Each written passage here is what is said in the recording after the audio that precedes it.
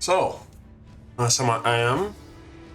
All of you had basically decided your war preparations.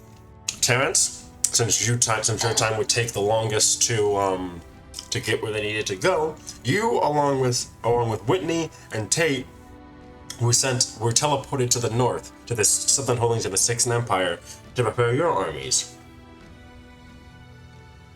Mm-hmm. And as the winter The months, laundry is loading again. uh, Yes, continue. as the fall and winter months went on, you prepared your armies, hardened veterans of the snow, and the Southern forces of both the Eastern and Naval Front had done the exact same thing. And before winter was up, Terrence, your group started marching down towards Windwell. Meanwhile, as Kaladin and Alum set sail, Searson and Aldwin, your army had also started marching. Alrighty. So this is gonna be a normal march, quick march, or just slow and steady. Probably slow since we have a lot of distance still to cover. Like slow for them, faster for us. All right. Station. I'd be willing to do a fast march, simply because we'll lose the advantage if we even let a small force rally. Yep, just go and attack them quickly, right? Alright.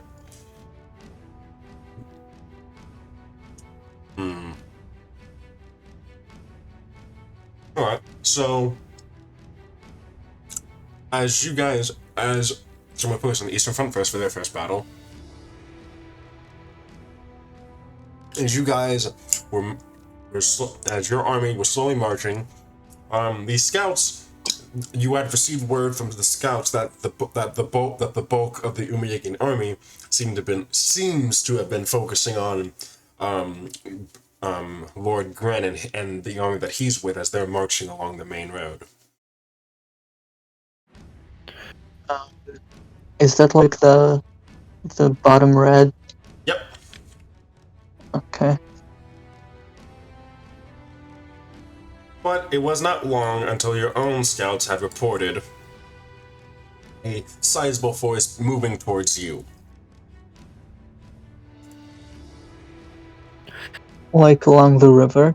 Yeah. Okay. Alrighty. So what is your first reaction? What do you think you should do in this case?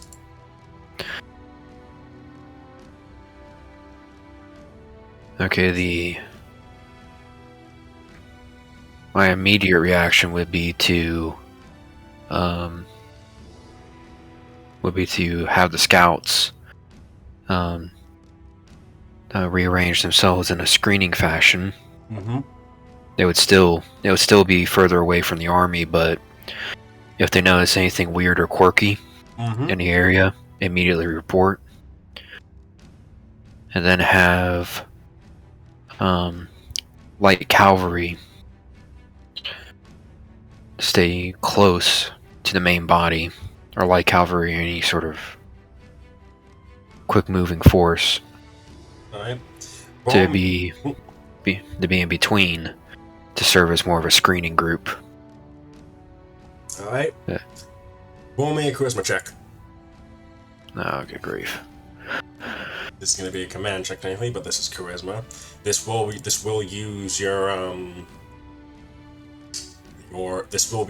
will be able to add your wisdom modifier to this. Okay.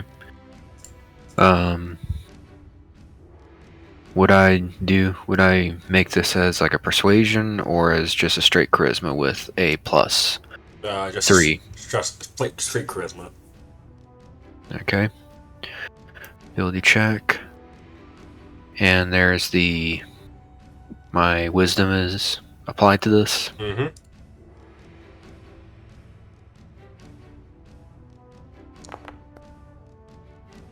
All right. So starting up with an unnatural 20, you were able to quickly your forces were able to quickly get into position. Get into position. The cavalry and the scouts do exactly as you ask, and Zarn taking over the main body of the infantry proceeds to push them to get into position as well. The scouts eventually, as time goes on, eventually the scouts do report to you that this bulk of the force army is being led by Steele and Lenato. Alrighty. No sign of the Atan yet? Nope, no sign of them. Does Aniel have any tips or ideas of how to bring him out? Zarn would probably say that the more chaos you cause, the more likely. Well, actually, no. So Zarn will probably look over what's gonna become the battlefield soon. He looks over. He kind of like looks at the river over to your right, and then he looks over to the forest at your left, and he thinks about it. And he says, they might be saving him for later, just in case this first engagement doesn't go out well. He's about as experienced as you in warfare. Yeah. Then he might be. Then he honestly might be biding his time. That'd be at first. He would play. He would. Let me put it this way: any person we know will be playing contrary to their usual tactics. Considering that you didn't even know he was a demon, I doubt there's anyone that could stop him besides me. Alden would just give him a look and just move on. So let's grab this. Okay. So Zarn will look over and say, "So we're gonna meet. So we try and cut them off at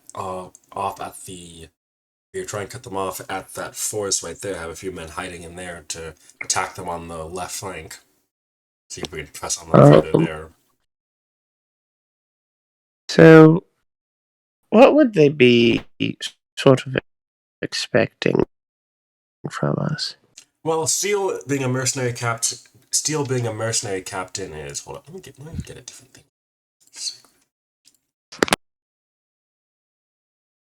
Steele is basically good at any version of infantry. He's probably since he's an Earth Ganassi on top of that, he's probably better. He's probably very good at defense as well. So he might be waiting for you guys to come to him.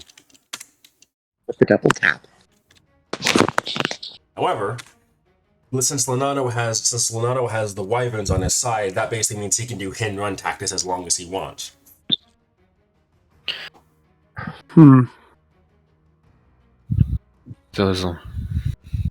So if we either stay. There's no pressure for them to attack you, is what you're saying. Say that again, Norm? So there's no pressure for them to attack, is what you're saying. Yep.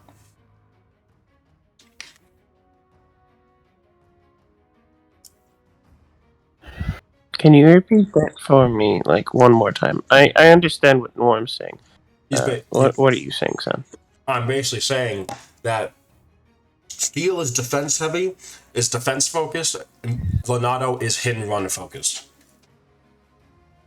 Okay, so Wyverns in the sky. We can close on Lenato pretty easily by having him go up against, I don't know, a very ranged force, thinking he would have the advantage, and then Perry's cavalry would swoop in behind. These wyverns, keep that in mind. Well, I do have Alduin does have the Pegasi and the Wasp Riders, if I remember correctly. So there's a put it simply, if he decides to strafe the camp, well, the only question would be our reaction time and ability to get up off the ground before you can do much damage. Yes. Now that's where Zarn comes in.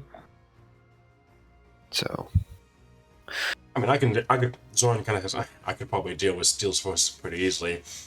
despite how defense focused he might be, I've done plenty of defenses in my time, and I know where to break them. He says, cracking his knuckles. What if we potentially disguised our artillery or our close range as artillery? Make them think that we're bringing our artillery out to the front, and then Leonardo comes in.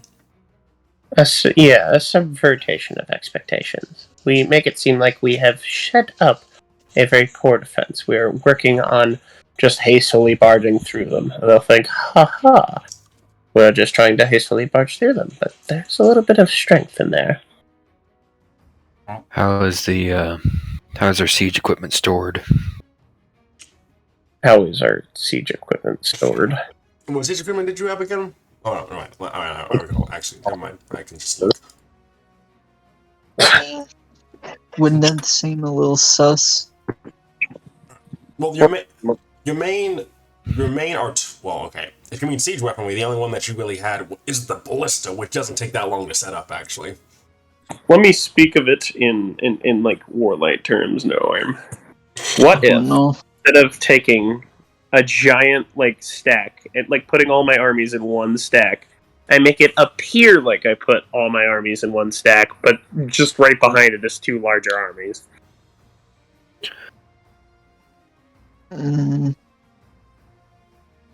Okay. Okay. Does that like make sense? Sure, guess. If we Sure. have underestimated your armies. The empty I thought the thing was You thought the thing was? I thought the idea was putting the artillery in the front to bait them. Yeah. True. Yeah, you're right. I'm sorry. I don't know, I think it could be like a little bit sus. They could see that in like something wrong with this. It's a trap. But I don't know. Maybe they will actually believe that we're just really hasty. Alright, well, is that the strategy you like to do?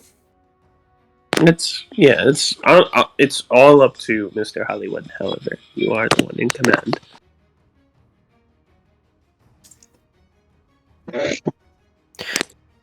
Actually, I don't know if I'm even supposed to like speak here because I'm not in this force. I mean, you can comment if you want. By all means, speak. Yeah, give comment, man. We kind of need a sounding board. Yeah, praise Dale.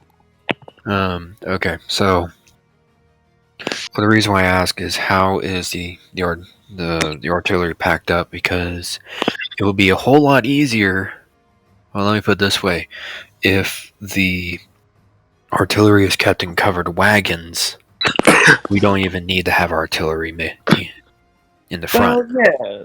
So I think my main thing is I just want Leonardo separated from Steel. If we can separate Leonardo, we can pretty much crush him with the artillery.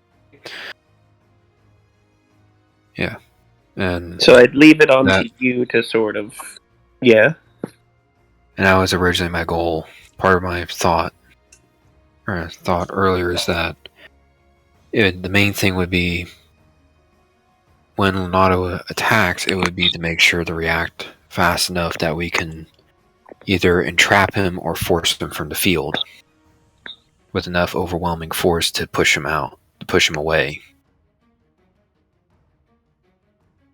Whether how that takes shape would be dependent upon the context that we find ourselves in.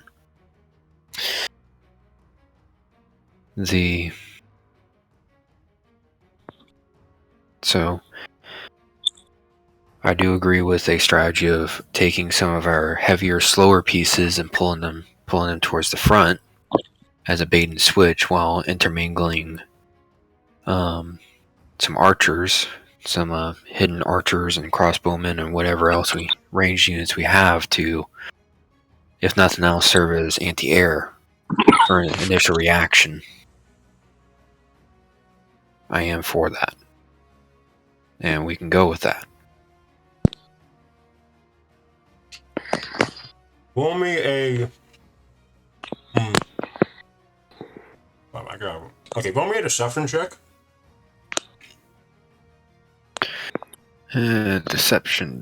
However, unfortunately, the model at which I added in your wisdom modifier got broken now, so you're gonna have to add the I think you have to add the plus, the +3 from wisdom onto your deception. Okay. You can also add an additional +2 from your military modifier. Yeah.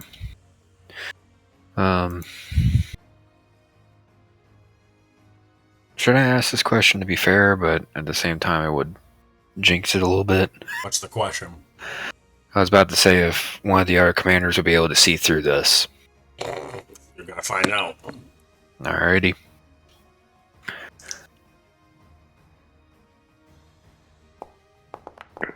Alright, with a 22, you were able to set up your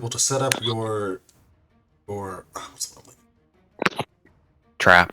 Yeah. You're able to set up your trap with ease, and it doesn't seem like they're none the wiser as it appears that as the scouts report that the Wyvern Riders seem to be getting ready to take off from their camp. Alrighty. Aldwin will he'll send a message to all the aerial units to be ready, but don't make it obvious that we're ready. Alright. The arrows or the artillery won't come until the first sword clangs.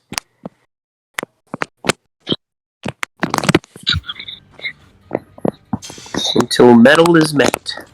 And come they do, as the Wyvern Riders start flying towards your supposed artillery. So are there any actual units there that could get hurt from what I'm about to do? I thought we were disguising Zarniel's foot soldiers as the artillery. Well, then he's about to have a fun time. Alright, if that's the case, then the Wyverns come flying in, and they're going to make a...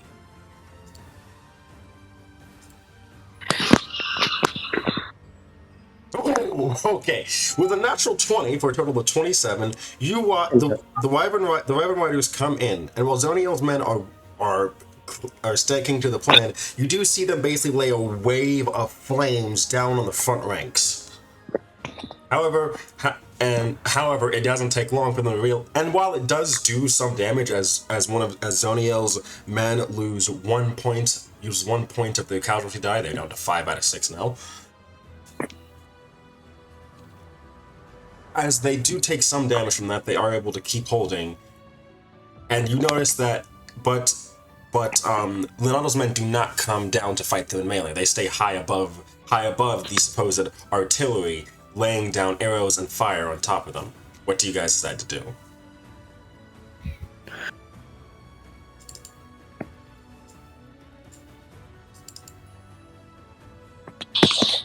I know my initial reaction is... Do we have any mages? So there are no mage units in the mage units, but I assume that mages are a part of your army, yes.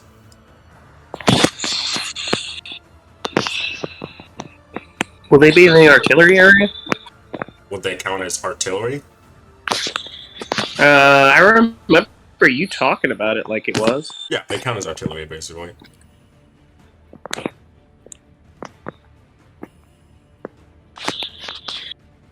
Why do you ask? Alright, cool. Because my artillery tech is probably going to use something like this. Hmm? They're riding wyverns, right? Mm-hmm. I want them all to cast Hold Monster on them.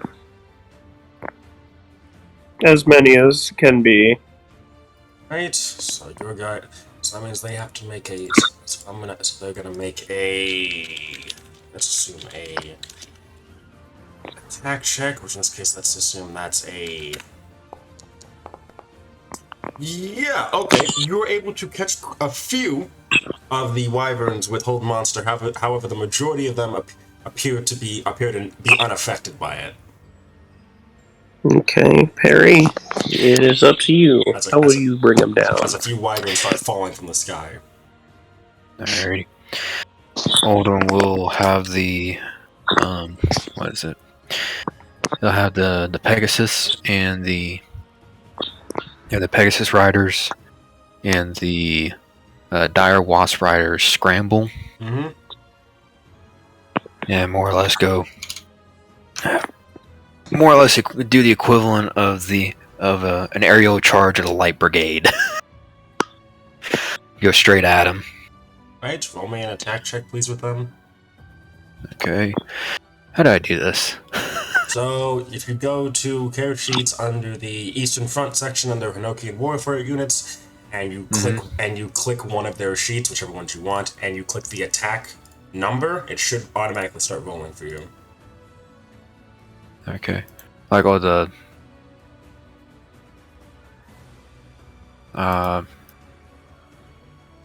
okay. I'm clicking on it, but I'm only bringing up the edit field. Oh, okay. If that's the case, then up on the top right there should be like a gearbox thing. Click that. That should turn them white and give them a plus option. Oh, okay. Okay then, and just press the number. Yep. So this is the Pegasus Riders. All right. So the Pegasus Riders led by Grayo. Led by Grayo. Actually, yeah, you beat them. So you were barely able to. They're barely able to, but they smash into the lines of the Wyvern Riders. Roll me a power check, please. All right, with a 13, you deal 1 point. You deal 1 point of casualty damage to them. And Okay. You also, the dire wasp are also doing the exact same thing. Yes. All right. Roll an attack for them as well, please. Okay. They're slightly weaker, so we're gonna see how this goes. With a 15, give me a second here. 15, I believe that. Yep, that still does hit them. Okay. So roll a power check for me, please. That will not succeed, however. So only 1 point of casualty damage for them. However, then. Okay, seriously, you see the Pegasus and Wasp Riders engaging the Wyvern Riders. What would you like to do? Do I have net shots on my ballista? Let's assume that's a thing. Cool. Let's assume that's a thing for the sake of it. That probably would be something we would actually have packed. Or someone would have packed. Because, assuming there is a lot of flying people out there, this kind of makes sense. How the fuck is Arniel gonna do anything if we don't have net shots, Mm-hmm. Alright, net shot them bitches. Alright, with a 23 that will hit. Okay. And with a 14 that will be enough to overpower their toughness as they deal them another casualty damage as they fall right into Zoniel's forces grasp. Yeah, you go, Zerniel. You got this. What did the paralysis do? Did it do any damage? Huh? No, did the paralysis, or did the fucking Hulk monster do anything to him? No, however, it did not beat their defense, so unfortunately, no. That's why I said only a few, not a lot, not a decent chunk. So by this point, you do see what appears to be Leonardo basically soaring up high, and that's when he pulls out this bow and launches and basically fires a shot off in the air. Oh hell! What is it? Focus on Leonardo's army right now. So Wasp Riders.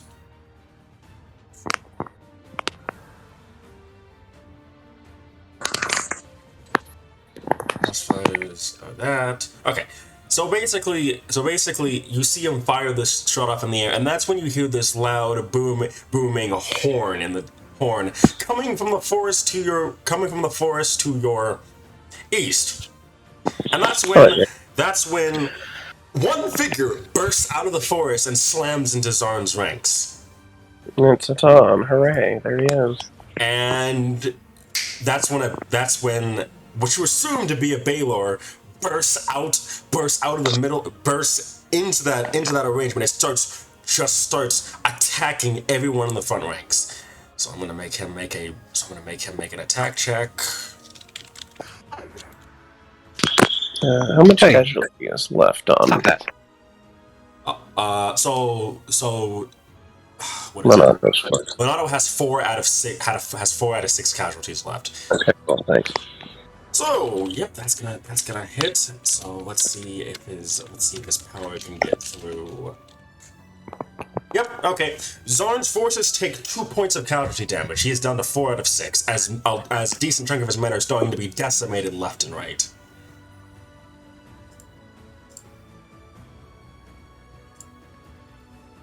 And that's when Steel's forces start advancing as well. Okay, what do you guys want to do?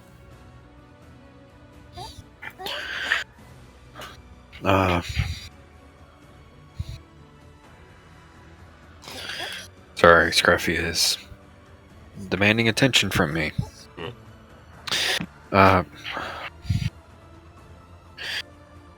Alduin will, even though part of him wants to engage Leonardo directly, he will, he'll have the, okay. Sorry. You're good. Leonardo will have the Wasp Riders, because of their poisonous trait. He'll have them, he'll have them directly go up against the Baylor in support of the Zarn's infantry. Right. He'll tell them to try to sting the Baylor, not solo it themselves.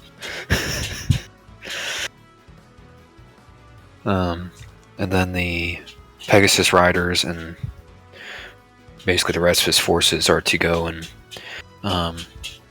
generally act in support, but also make sure that Steel doesn't sneak up and slam into another side. Alright. So roll me an attack check for the units that you'll be using. Okay, so there are Wasp Riders. Okay, That's an 18. All right, they're able to sting. They're able to sting the wrathful Atan somewhat. Okay. Roll me a power check with them. Okay. And just to review the poisonous trait, this is what it does when this unit succeeds on a power test as a part of an attack. The target unit is also weakened until the end of its next activation. Okay. So. Ah! So with that unfortunately will fail. Alrighty.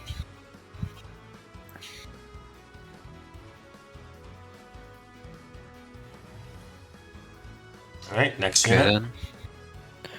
then. Who'll be next? The Wasp Riders went. I didn't say anything about the Pegasus Riders.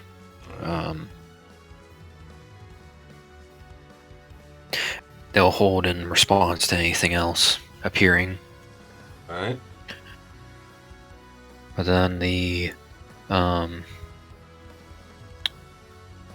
what is it? Each group of archers will react though. Alright. Gonna keep firing at Leonardo's army. Yeah, the two archers, the elf archers, who are the longbowmen, and the hobgoblin archers will do will attack Alright, Leonardo. alright, roll to hit. This is an attack check. That's elf archers. With 11, that was against the Wyvern Riders, right? Okay, that'll hit. Roll a power check.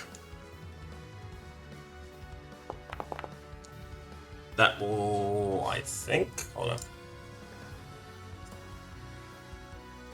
Yep, actually, yeah, that will barely get through the toughness roll, and so they are now damaged.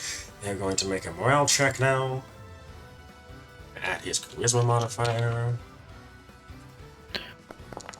That didn't work. Okay, so you see some of the Wyvern riders start to lose control of their mounts as some are thrown off, as they have lost 2 casualty points now, bringing them down to 2 out of 6. One from your archers, the other one from the fact that they failed their morale check.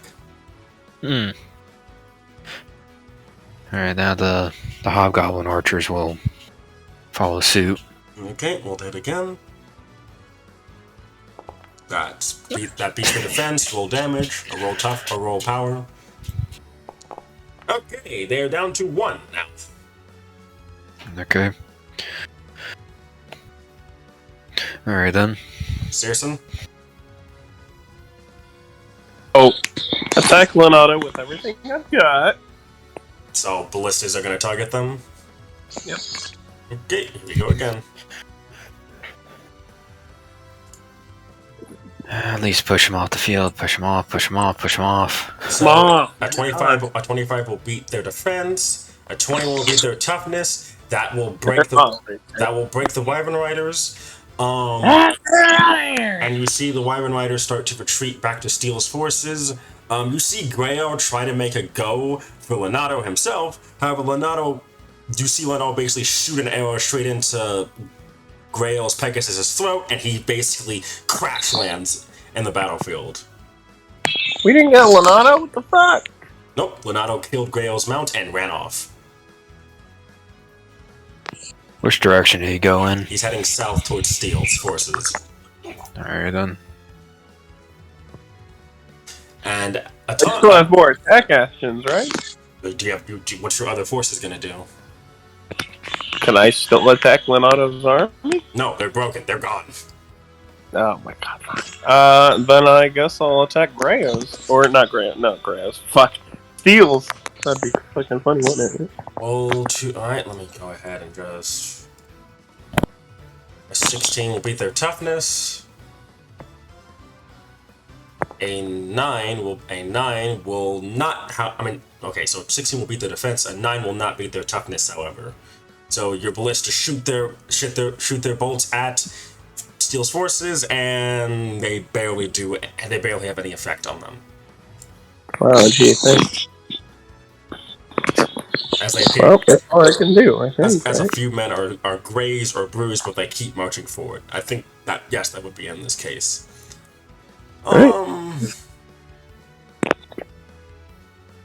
So Raton's not going to keep attacking the front ranks. Instead... Alban, where are you? Are you in the back? He would be, let me phrase it like this. He'll be in the best position to be able to command his troops. Seriously, are you with him? I thought I was in a hidden spot.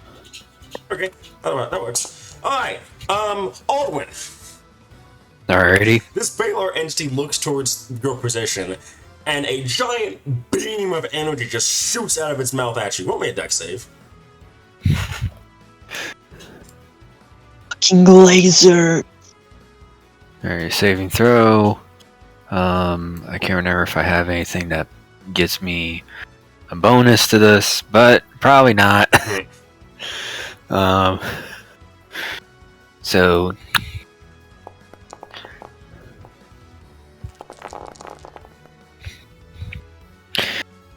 I imagine Aldwin just simply hits the dirt. You hit the dirt, and you only take 51 points of damage. Only 51. Jesus. Only 51, okay. Oh.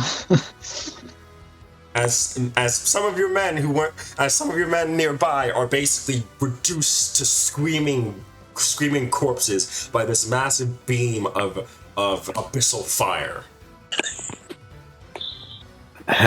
Metal. Okay. Yeah, this is where you bust out the power metal music. And then you will see Atan then retreat back towards Steel's forces. Steel's I just had a thought. What? I'm not sure if this would be able to be done as a reaction, but well, in the preceding minutes after this, Aldwin will say to make sure to send an order to basically say that he's been hit. Okay. And that he is badly hurt. Okay. But it'll be in a tone and a message in a way that all of the army will know. No, he's completely fine. Roll deception for me. Alright, deception. This will be a +3, and do I have the +2 roll? 2 Yep. of 2? Mm-hmm. With a 22. So this letter goes out. Still seemed like he was getting ready to retreat, since he had done enough damage. However, the moment that he hears that you're supposedly hurt and badly injured, he sends his forces straight in. And that will end his turn. Your guys' turn now. Alrighty.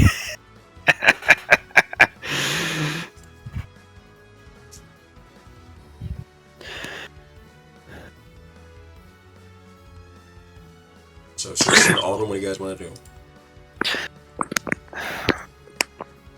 Honestly, do everything in his powers that we can ensnare Steel in this apparent trap we just sprung. We're able to lay rather quickly.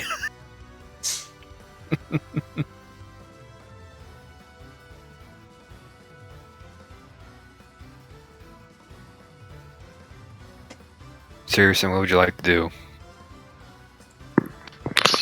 Just, I don't know if I can attack him, man.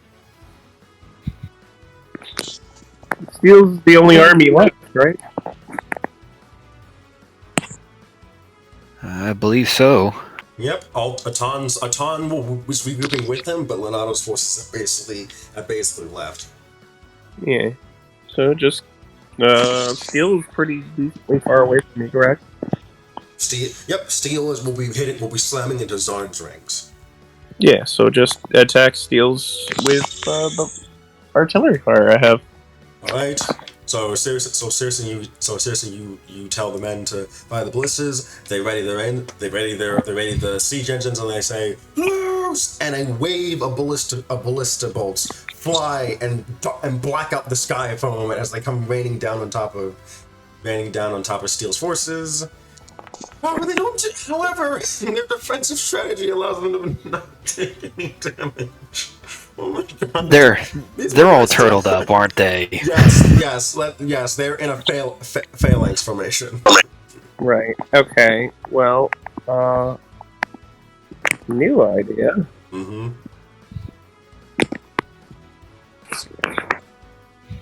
How many? Gust is a very simple spell, correct? Gust? Yes. Yes.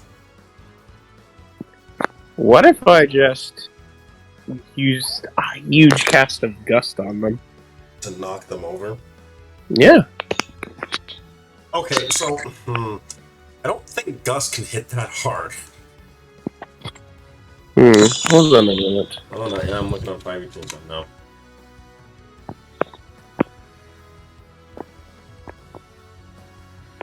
Okay, so Gust is a cantrip. Yeah, one medium creature or smaller that you choose must succeed on a strength saving throw or be pushed up to 5 feet away from you.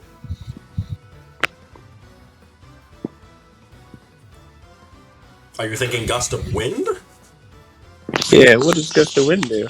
A line of strong wind 60 feet long and 10 feet wide blasts from you in a direction you can choose for the spell's duration. Each creature that starts its turn in that line must succeed on a strength save or be pushed 15 feet of you in a direction following the line. They're not knocked prone, though, are they? Nope. Eh. Gus, I don't believe. Yeah, it doesn't do that either. Hmm.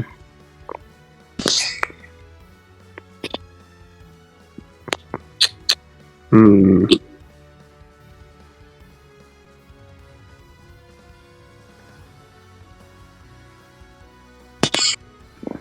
Wait a second. Mm-hmm. They're charging forward, right? Yeah. Marching slowly since they're in a phalanx. Marching slowly. What if I cause... Oh, no, that won't work that well either. No, we can see if this thing will pass out. I want to start casting a hold person, but on the back row of their line. Considering how far their men are from you. Yeah, no, I got that. Get back to me. I already used my 2 actions anyways, right? Yep. 2 of your units have already been used, so... Yeah. Get back to me. Perry, what would you like your units to do? Okay. So Steel, falling for the feign, the taunt, Mm-hmm. or whatever I would call, whatever the technical term for this is Aldwin will have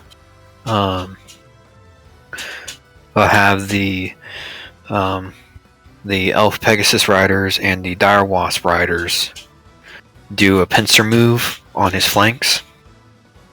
Alright. Yeah. Try to. I know this is not actually how it's gonna play out, but in my head, basically just try to roll up their line a little bit. So, anyway, he'll have them both attack quickly. Right. Roll to hit. Or do your attacks, rather. Mm-hmm. There's the Elf Riders. Hit. A 9 will not hit. A 19 will, though. Okay. Roll power. And let's see if Warbread will be able to proc. Ah, crap. No. Yeah. That power, unfortunately, is not able. It does not break. Actually, no. Hold up. Give me a second here. If I remember correctly. Yeah. No. I'm sorry. Ah, crap. Okay. And then, wait a minute. Did we put the Lancers under me? Yes. Assume that you. Yes. Let's under you. Okay. Lancers, ho!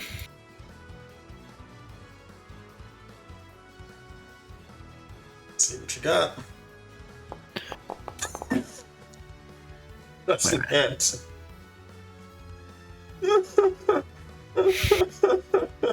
Oh, this is going great. I'm just imagining Aldwin's face is like, you know, he looks over and sees the crack riders like just sitting off to the side, and it's like, oi!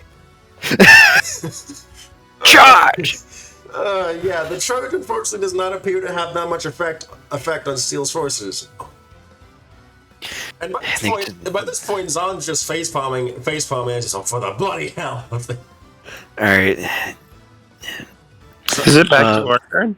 I'm about to say, yeah. Well, I'm about to say Zon's about to do something, because he's just like, okay, clearly you guys need I've got the counter to Steel, bro. What's the counter? I got it. I'm gonna move in closer. Uh-huh. And you know what? What? These people are heavily armed, right? Yes. Focused on defense. Uh-huh. I'm gonna cast heat metal on them. Oh man, alright, let me roll a check then.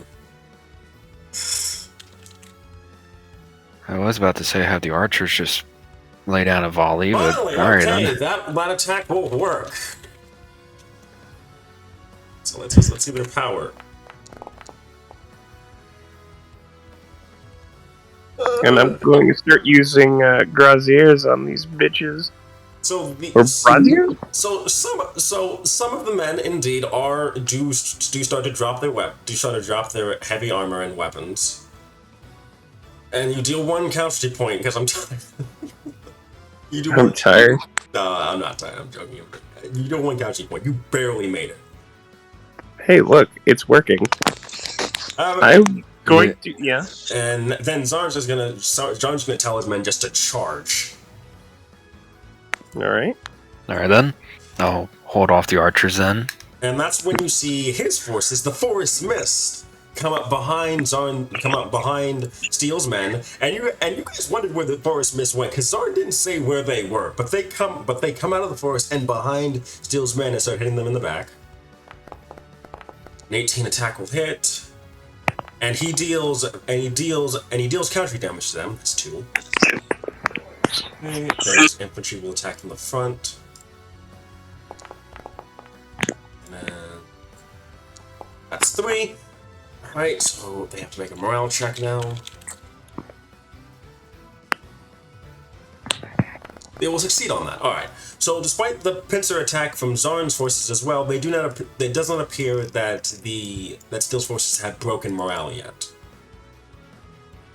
Perry, what would you like to do? So the Zarn and Steel's forces are in gridlock right now? Yep. Okay then. Then Aldwin will have the archers let loose. Just to see if they can be softened up more or falter. Alright, roll attack. So there's the elf archers. That hits.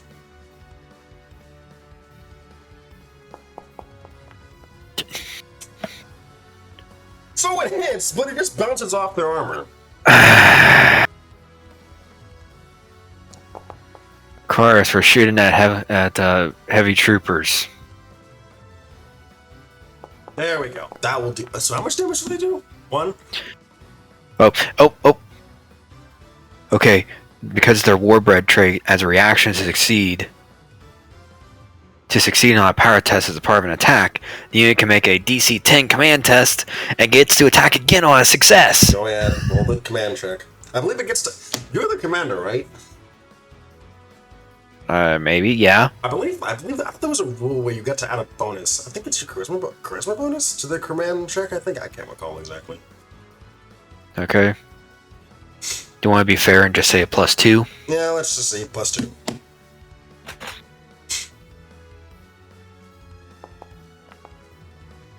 Did they have no command? Yes, they have a 0 command. Okay, yeah, that didn't work. But Steel's forces, however, are worn down to 2 casualty points at this point. Yeah. Alright then. And I believe that will end your guys' stuff. yep. So by this point, Steel, realizing what's going on, will then sound off a horn, and Atan is going to smash into the back lines that are flanking Steel, basically cutting a path open as Steel's forces retreat. Steel himself, despite being in the front, your forces try to encircle Steel specifically, but then you see Sparrow appear, grab him, and teleport away. Pussy scale! Alden will he'll have the Lancers drive them off the field, drive off and peck off any any stragglers of Steel's men. Mm-hmm. To not quite rub the salt into the wounds, but make sure that they can't come back to full strength as quickly. Hmm. So, and time to go see how Greyo's doing. So in the aftermath of the battle, Greyo's not that bad. He's just slightly bruised from the crash.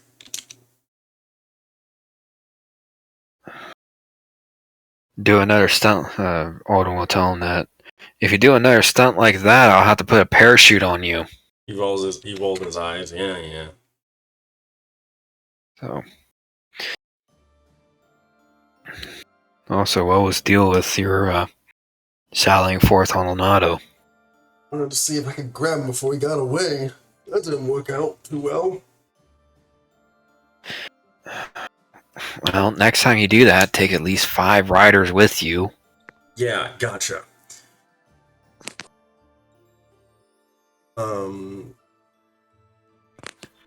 Seriously, what do you do after the battle's over with? Regroup everyone and make sure that we can take what we get and continue on the offensive. I suppose what consists of regrouping would be checking in on Graham, making sure he's alright. Anyone else that is severely hurt, what casualties we have. It seems that Zarn's forces took the brunt of the damage, but he doesn't seem that worried as he's basically having the medics look over the ones that can be saved, and either shipping out the ones that are too badly injured to keep going, or the ones that are basically too far gone. Right. Well, we have to keep going. We have to keep on this offensive. The success of this battle means that their forces are significantly weaker. Both of you hear basically the men kind of like questioning what the hell was up with Atan, how long has he been a demon, stuff like, has he been a monster like that, stuff like that. Zarn doesn't appear to stifle the questioning as he just seems to be more focused on the upcoming battle plans. Right. Zarn, do you know how to deal with Atan? Like I said before, it would have to be me. I would have to face him personally. However, this time, as you can see, he motions over to the chaotic battlefield that you got just on. I was kind of busy at the time when he popped up. Oh, my apologies. Yeah, being your bait meant that I couldn't go out and smash into him like I wanted to. Yes, but it would have been better than having the entire artillery be barraged by Leonardo. True. He only took minor damages. Leonardo has a whole army he needs to replace. He's probably got backups near that he can easily switch to.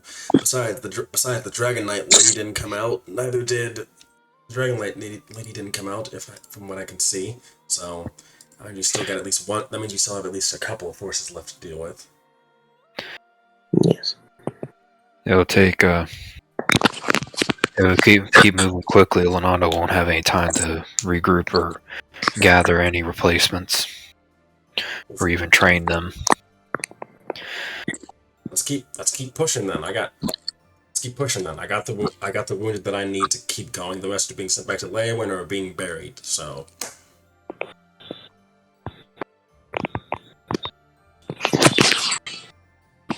Alright then. Right. With that, your army keeps pushing forward. And I'm going to switch now. Terrence and Ragus. Oh.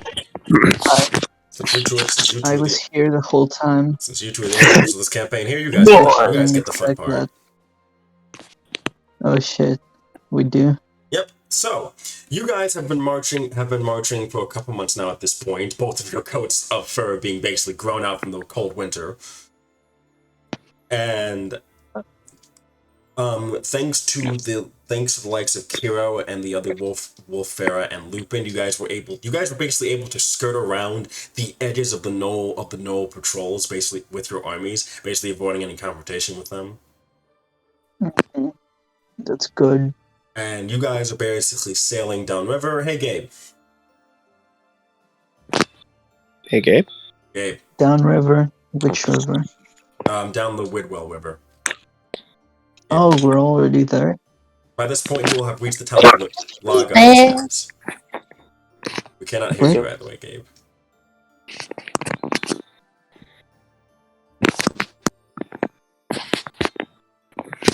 Still can't hear you. We've lost him. We lost Gabe. Gabe.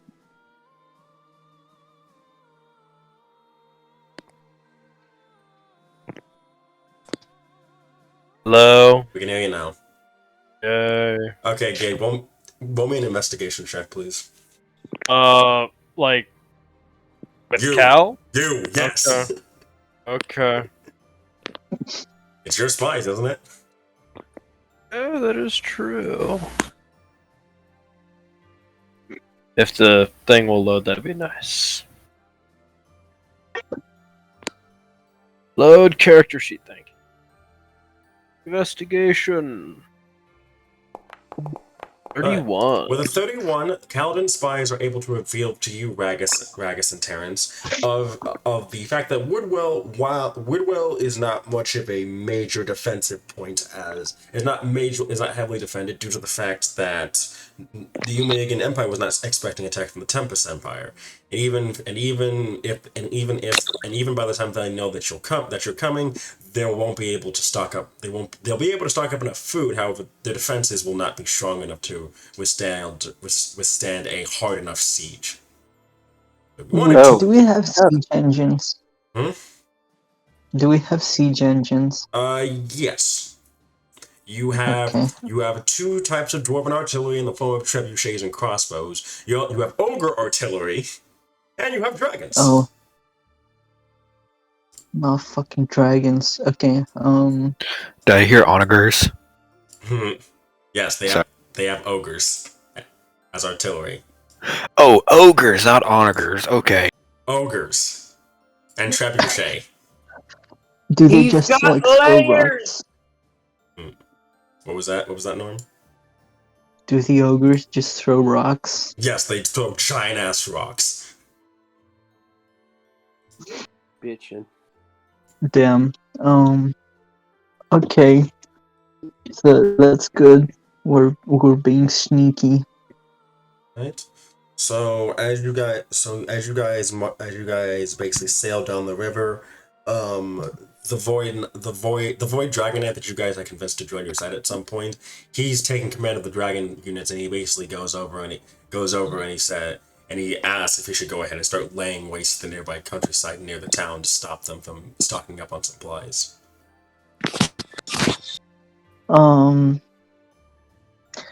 Wait, who is here? I'm basically the only one right now, right? You, Ragus, Tate and Whitney are there, but considering that Roxy Oh, it's Ragus too. Yeah. Okay, so how close are we to Woodwell? You're about. So you're like a week or two out. However, the dragons will basically sail ahead of you and basically start laying waste to basically cut down on any supplies or supply routes they'll have. Okay, how much time would it take them? Like a couple of days? Yeah, basically they'll meet up with you when you guys get there. They'll be on their own. Basically. Okay, sure. I think they should do that. Like if they are not heavily defended, I don't think it's like probable that they'll get ambushed or something. Okay. I mean, it's hard to ambush dragons, but I mean, have like something that's unexpected, like big weapons that can take out dragons or whatever. I don't know. Alright, so Terrence, you tell them to head out. They do. They do try to keep innocent civilian casualties to a minimum, but as you get further down, you do basically see burned fields like down the river as you guys keep sailing, and you see quite a few what would have been military installations basically crumbling to dust from dragonfire. Mm-hmm. Some of the dwarves of the group seem to comment and hear it. Didn't think we'd be having dragons on our side. We're more likely to kill them than work with them. Well, you work with what you have.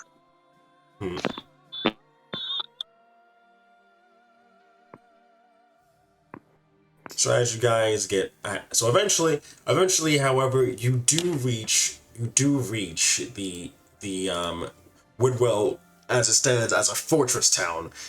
And as you guys land on the shores and start pulling your men off, the dwarves are like, "They call that a fortress? That's a kiddie fortress."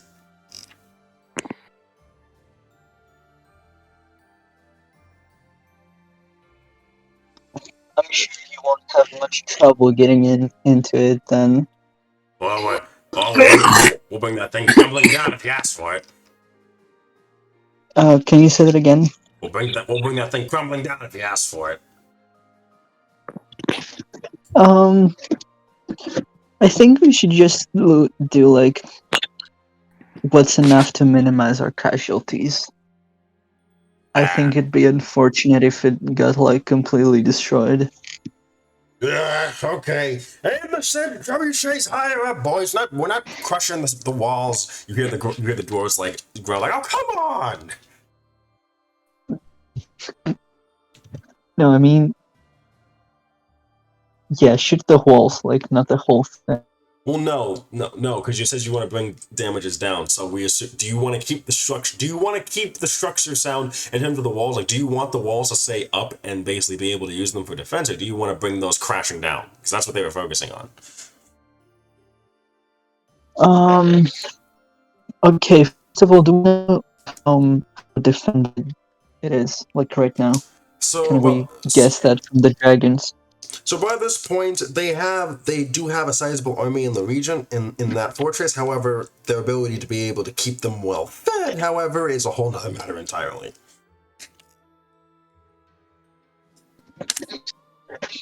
Interesting. So, I wonder if we besiege and not directly attack it, but that also runs the risk of Runs the risk of what? of us being attacked by some other army in the region. True. Are the Sixen forces with us still? Yeah, they are. They don't separate until after you guys take Woodwall. That's when they head south and you guys head west. Also, Ragus, do you have any thoughts about this?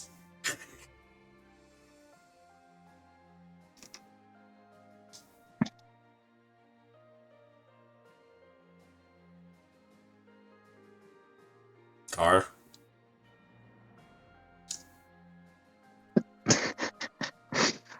I just saw the thing with the.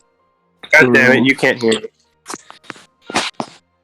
No, I was mostly on par with the dwarves because he just goes around and burns shit. He's offensive. That's what he does.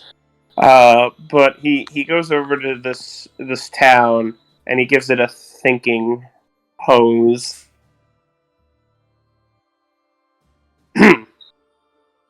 This seems a bit too easy. What do you mean by? Well, usually in an offensive, things don't go super well for you. There's got to be a main force here somewhere. Probably hiding in the castle behind their skirts. You hear one of the dwarves yell at the castle. Yes, but if they were doing such a preposterous thing, why? They motion to the dragons up above.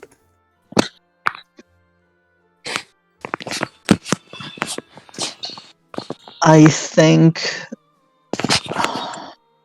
I don't know. I don't think it's some sort of trap. Like it's likely that there's some army close to here, so I think there's something to be said about taking this now and moving on. Since we have kind of like the advantage. Wait. Like the initiative. Okay, so I think like for now we kind of like wreck the walls and harass them with the dragons and any ranged capabilities we have. Okay, I'm gonna go ahead and get the stronghold theme. Please. Actually, I'm gonna play. Yeah, I'll play that.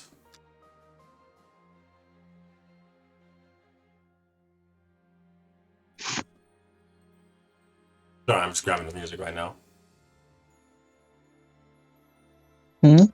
Just grab the music real quick.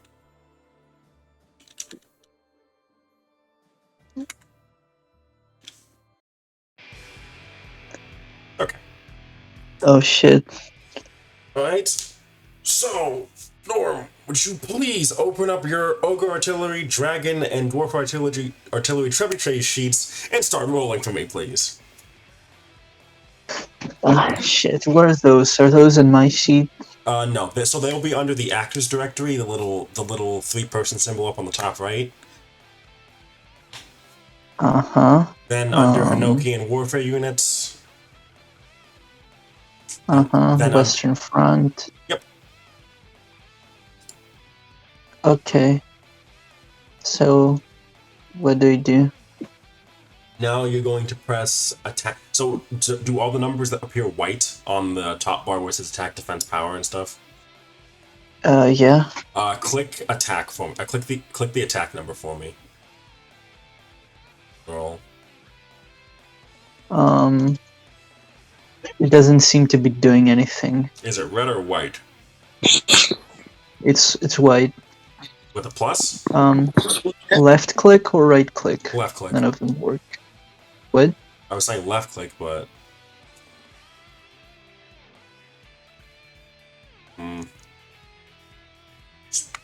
Shit. I got it. Alright. So you want the Ogre Artillery, the Dragons, and the Dwarf Artillery to start laying siege? I'm on the crossbow and I'm clicking on attack and it's got nothing. Not the word attack, the number. Oh, the number. Mm-hmm. Oh, what?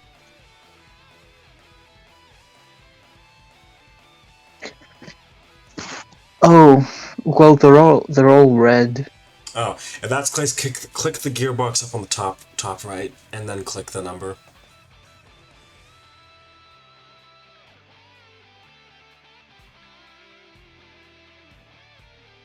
Okay, so normal. Mm-hmm.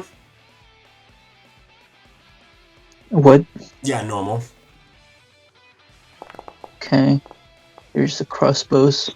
Alright, so the crossbows attack will unfortunately not have any effect. Or will miss. Ah, shit. Yeah. Okay. What's the next force you want to pull Let's out? look at the trebuchet.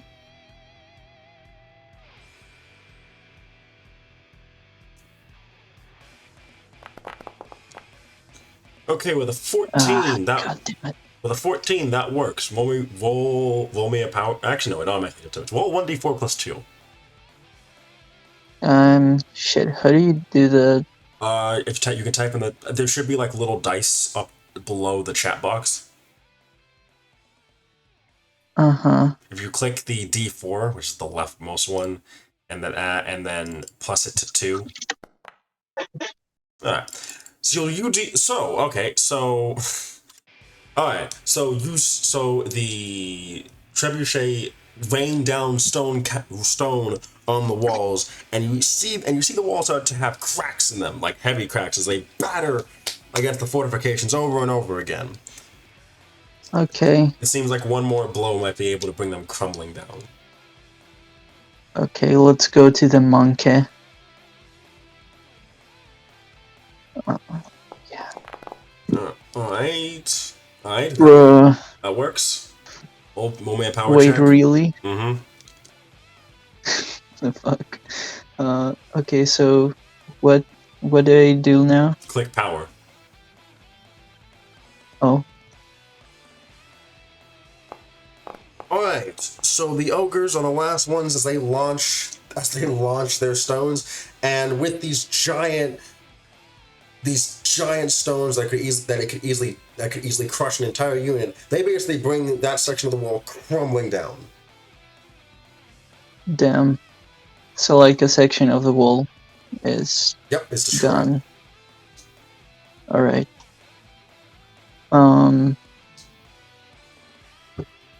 So other than the dragons, what kind of long range So you have your artillery that are long range. You have the bolt thrower. You have the bolt throwers as well. No, the bolt throwers are infantry. Never mind. Actually, yeah, that actually does make up your long range. Actually, the artillery and the dragons. Oh, the dragons have already done their thing. Oh no, they haven't yet. Oh, okay. Because you haven't commanded them yet. What would you like them to do? Yeah, I think they should go like harass the. I guess the guards that are on the walls. Okay, they're gonna start flying then. A roll attack for me, please. They get 2 attacks, by the way. Wait. The first one hits. So roll power. Oh, Alright, so that's 1 casualty die. Roll another attack for me, please. yep. Alright. Bruh, natural 1. I think this counts as combat, so in that case, natural 1 will fail, unfortunately. F. God, my rolls were so shit. However, you are able to do 1 counter damage to the man on the walls, and Ragish, you can smell and you can hear the sound of burning men in the morning. Oh, Car's here again. Yes, I am. I was about to say, with that, is there any other unit you'd like to proc? You have 2 more. You have 2 more units you can proc if you'd like. Which are? Any, like whichever 2 units you want to activate. Oh. No, I think we're gonna sit tight for a little bit while we wait for our next actions. All right, Ragus, is there anything you'd like to do? Are the walls down? One of the sections of the walls is down. It came crumbling down like paper with the trebuchet and the ogre artillery. Are the people burning? There's quite a few people burning up on the walls as the dragons attack them. Yes.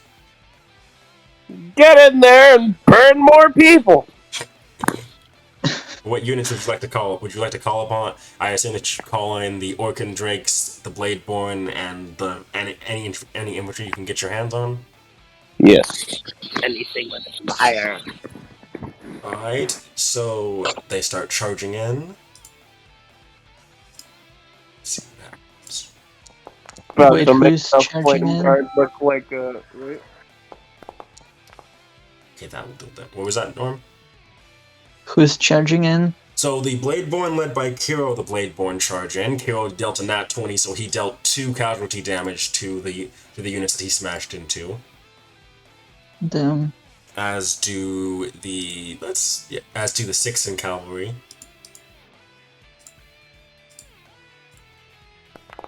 That will hit. Yep, that's now. Wait, was that? How many damage? Okay, that's 4 damage. So that's a morale check. Yeah, baby. Wow. Car has actually decent rolls. That is a failure. All right, so that's 1. So now they are down to 1 cavalry dice. One more damage, and they're done. Oh, okay. So I can do an action, or did I pass? Oh, I was about to say that the 6th Guard were about to go in with the Imperial Prince of Sixia basically joining in. Okay, they can do that.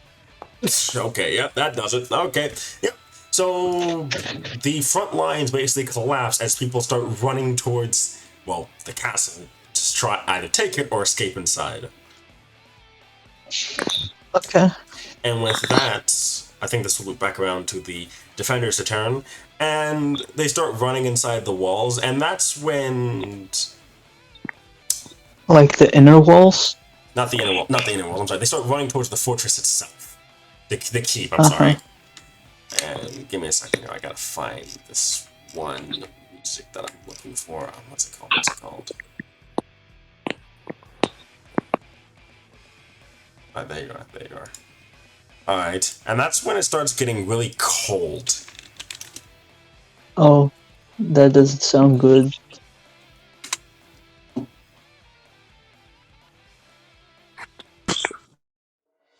Always cold, you say. And Ragus, that's when you hear... Oh no. And Ragus, I assume you charged in, right? Yeah. And that's when you hear, like, moths to a flame. And that's when forces inside the castle light the entire castle ablaze. What the trying fuck? to trap you, trying to burn you to death along with them. Oh no! And Wait. that is when shadow portals open up, and a guard and a decent chunk of human soldiers block your exit. Ragus. As it is now your guys' turn. Shit.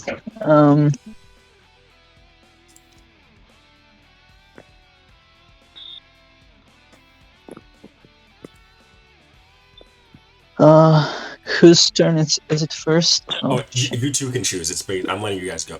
Whichever one wants to go first. Can you Well, say if that I were to again? make a Geneva suggestion, break down another wall, and I could just go through that one. Oh, that's an interesting suggestion. Because like, You didn't hear that from me, though. because like if we try to use the artillery against that infantry, we might just hit you on accident. I don't know if mechanically that would work, but It's possible. so is it possible, like mechanically, do that? Yes. I mean, Ragus is gonna do what Ragus does best. Blow shit Blow up. some shit up. Bruh. Blow shit up.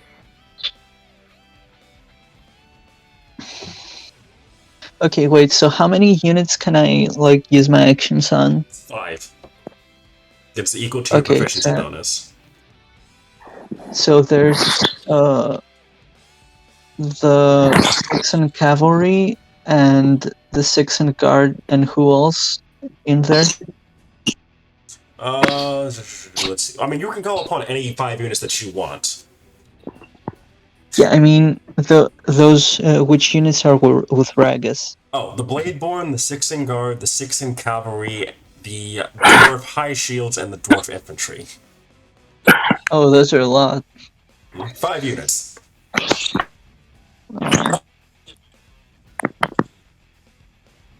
I can't see the Bladeborn here. Oh, okay, whatever. Can you not see them? I was gonna say they should be under the west Okay, front. at first, let's try to, like, smash into that infantry with the Kistorm rams. Alright. Roll an attack roll for me, please. Mm-hmm. Alright, that will beat their defense. Roll me a power check.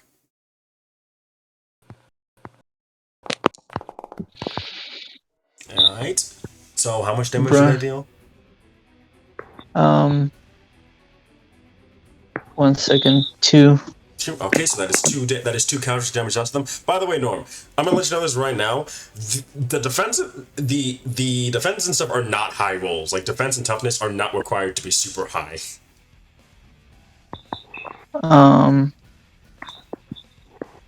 What do you mean? I'm saying, well, you're saying like, oh man, like you rolled low, and I'm like, no, actually, you rolled pretty good for stats you're going against. Oh, I mean, their defense and their toughness is low, is what you're saying. Yeah, like defense and toughness don't go above 15 usually. Okay. So you deal 2 counter damage to them. All right. Would you like to hit them with another unit? Sure. Oh wait, I can see the Bladeborn actually. Okay. Actually, wait. Kistorm. Actually, otherwise, the Kistorm do get a second attack. Oh, they do. Okay, let's pull back and then ram into them again. All right. This time, since you are close to the Bladeborn, I believe that their pack tactics thing activates. Oh no, wait, that's something else. Okay, never mind. Yep, go ahead. Pack tactics, are they kobolds? No, they're Lupin. Oh. Alright, a unnatural 20 will indeed hit. Roll a power check, please. Did Card do that because he heard kobold? No. Probably. Okay. No! Alright, that will also succeed. So they're going to make a command. They're going to make a morale check now. Alright, that's a failure. So that will deal. So now they're down to 1 casualty die. Oh shit, so that's how morale damage works, or morale whatever. Yeah, so basically morale is Okay. usually used when it's like, if you reach 3 casualty die, you make a save. On 3 casualty die for the first time, you must make a save, and you must make a morale check. You fail, you take 1 more casualty point. So since you dealt 4 damage and they failed, they took 5 damage total at this point. So now they're down to 1 casualty. Okay, let's attack them with the bolt throwers, because I think they're kind of the only ones left other than the artillery for me. Alright. Let's give these flatters I also what have the for! dragons, but You'd rather save them? yeah. The dwarves cry out as you send them forward. Let's give these flatters what for, boys! I love these dudes. Alright, roll me a power check, please, because that succeeds.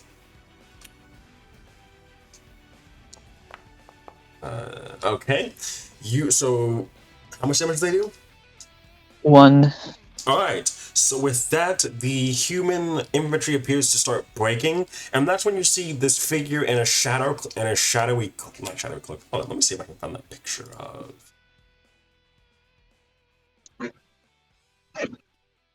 So you see this Terrence, and you're far enough away from the battlefield. Mm-hmm. You see this human come out of a shadow portal up high on the walls, and appears to be watching the situation and seeing how things are going. He proceeds to wave his hand. You see the shadows come to life as he grabs his human infantry and pulls them into the shadows, leaving the elven soldiers inside to burn to death as he disappears through a shadow portal. Bruh.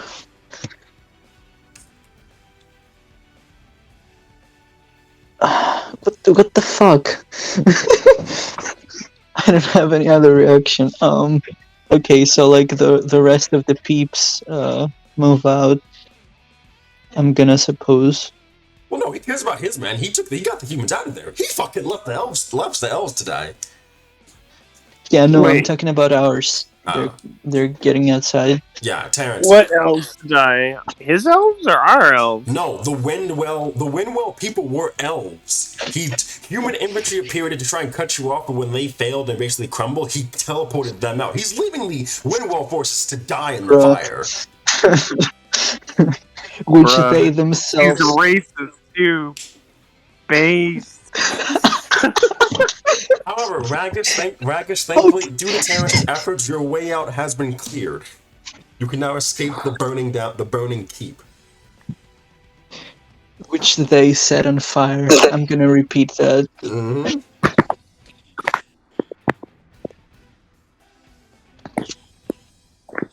Bruh. Major dick move, not gonna lie. Not gonna lie. So, Terrence, what are you gonna do? Let's get them out of there. Ragus, Let's get those boys out of there. So, Ragus, you're retreating out of the burning keep? I'm gonna bring some boys with us. Let's go. Yeah. Alright, No one needs to be burned alive if you're not fighting. Alright, so you grab some of the enemy elves and start dragging them outside the keep as it comes crumbling down. Yes. And with that, the Battle of Windwell, and with that, for the most part, the Battle of Windwell is completed. Nice.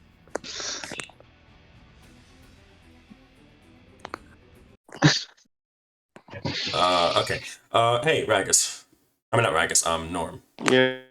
Mm-hmm.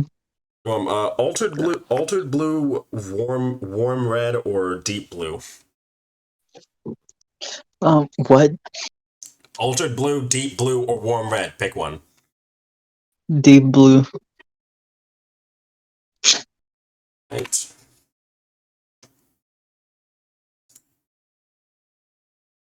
What's that for? You'll see. Oh no. That's never good. No, that's not bad. It's just the type of music, basically, I pick. Oh, okay. Anyway, okay. So basically, the men start picking over the spoils and what's left of the wreckage of the keep after the events of the battle. You and the other officers all meet up to discuss what happened, and one of the six members is like, "What was that? Who lights their own castle on fire? When I smell Yeah, people. that was bizarre. That was the Shadow Walker. You hear Kiro say as he's sharpening his blade. I'm sure of it. Could you enlighten us? I've only heard stories of him. You hear Kiro say. He's a servant of the Tempest King. Probably his second in command on the internal front. He's a master of shadows, intelligence, and assassination, and a master of strategy as well. If someone told those elves to light the fire and burn and take you all down with them, it would be him. He cares little for casualties of men that he doesn't control. Okay, well, at least it didn't seem to work for him. It could have though. The Prince mentions as he wipes off some soot, which only raises the question of what other things he has waiting for us. Yeah, the fact that he can just teleport troops around is alarming at best. General Paris, General Ragus, sir. A scout comes in. What is it, good man? We received word from the Eastern and Naval Front, sirs. And how are they doing? Lord Aldwin and General Ruse have smashed through the first line of defense heading towards the capital. At the same time, Lastimosa and Castagaya have also defeated one of the fleets defending Umiyig. Seems like we're right on schedule, sir. That's good. Absolutely smashing.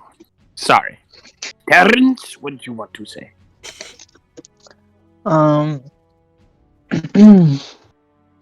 No, not really. I think we should be getting ready right away. I believe that at this juncture, this is where we part ways, Prince Majin says. I will continue further south. I will continue further south with my army and take the rest of the river. Indeed. So, let me make sure I remember this plan correctly. Mm-hmm. When you reach Olim, are you supposed to stay there unguarded?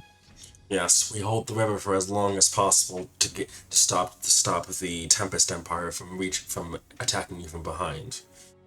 While you try to end this war as quickly as possible. Okay, very well. I assume that along the way you're going to destroy as many bridges as you can. Mm-hmm. He nods. We'll make sure not to harm the people, but we will do what we can to slow down any advancing forces. Mm-hmm. It might be wise to try and see if we're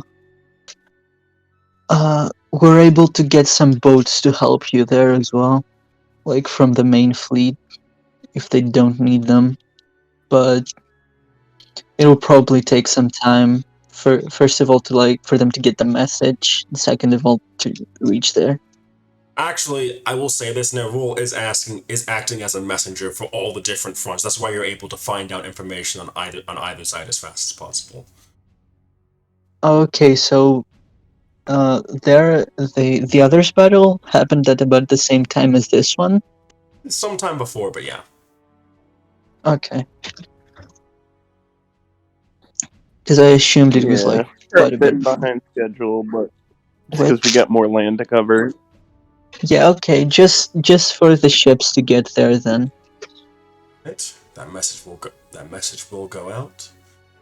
Prince Majin then holds out his hand to you, Tamus, and he says, "I wish you the best." You as well. Give your hand tight. Mm-hmm.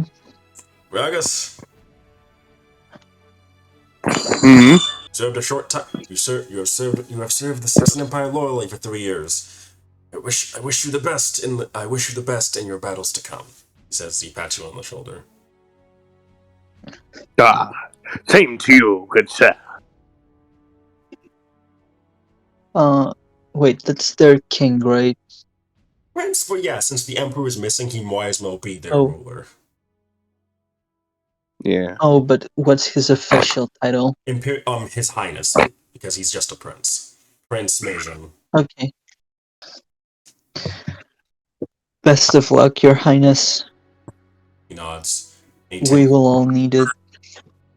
And indeed we will. And then he takes his offices and he leaves. Kira watches as he goes, and he says, it'd be a shame for the Sixth Empire to lose a man like him. It would. So that's basically what units. Like, I know the 6 in Guard and 6 in Cavalry, but who else? I would say that the Orc and Drakes also leave your service at this point. Okay. The dwarves. That doesn't seem like a whole lot, to be honest. Keep in mind that you can have copies of units. Oh, okay. Yeah, and plus they had their own units that were basically in the back, not part of the battle, so they have plenty. Okay. Yeah. Kiro then stands up and says, "You understand that past this point you'll be fighting against your own." Towards who? Wait, say that again? Who is he talking to? Basically in general, like basically the East. He's basically saying that the East are your countrymen.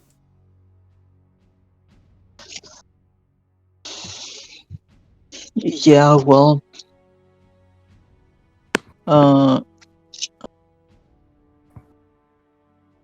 unfortunately, there's no other choice for us.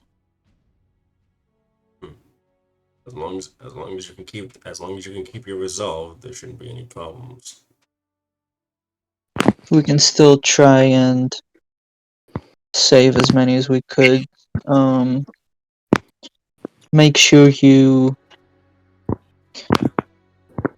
tend to the wounds or burns or whoever we managed to save out of this castle. Hero nods. Then he sheaths the sword in his back. To the glorious war we go.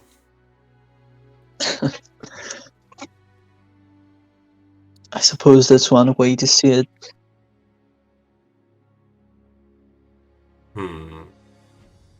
Right. That I'm going to swap again. Okay, so by this point we've finished the first set of battles. Unfortunately, by this actually, I can save. Yeah, that's fine. I can save that one for the last one for when the girls are here. Anyway, all right. Which one? I was thinking about who you guys have to face on the Western Front, but I'm gonna save that for the that's not until the third round technically. So So we're on to the second one. So I'm trying to figure not out. for this session. Yeah, we're probably gonna get through the second round, and then that might be it, depending. Okay, I'm gonna stay for a little bit, but not too much because it's getting late. I was about to say, Perry, how long do you have to go? Kelly? How much more you got?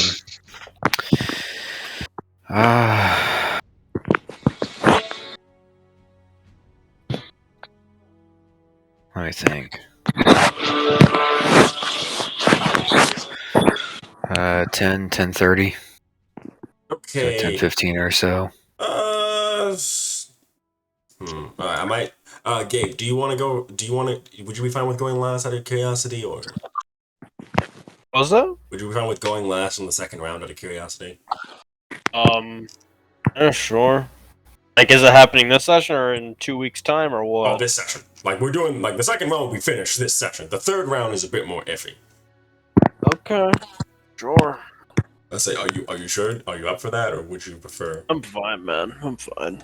All right. Alright, since Norm is more likely to leave sooner than Perry, do you mind if you go second?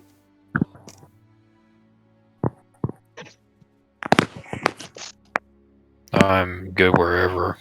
Alright, Norm, Raggers, you guys are going again. I mean, Terrence, Raggers, you guys are going again. So, Okay. so you guys, actually, let me add Raggers to this. Speaking. There we are. Okay. So, you start your march eastward. Your first stop, the first major area that you reach is the former capital of Ditz, Sunrose, where Whitney came from, actually. Oh, interesting. Thankfully, due to what you guys have done thus far and the dragons you have in tow, Sunrose itself does not try to defend against your attacks. Okay, so they surrender, basically. Yeah, they surrender very quickly.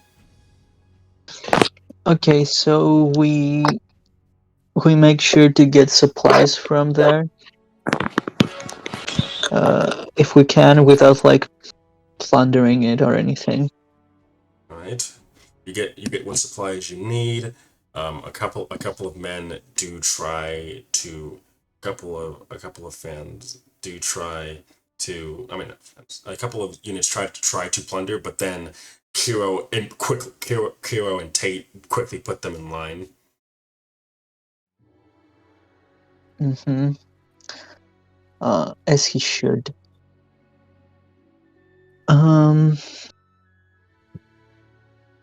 Alright, so by the way, how are the elves from the last town doing? What's up with them? They're doing all right.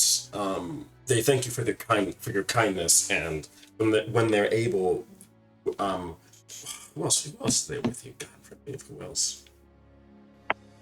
Let's interact with them, but be there.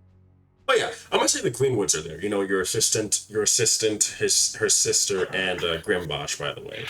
So, Nura is going to approach you, Terrence. Is going to ask, should we let them go back to their homes? Would you like what? Do you think we should let them go back to their homes since they're healed up?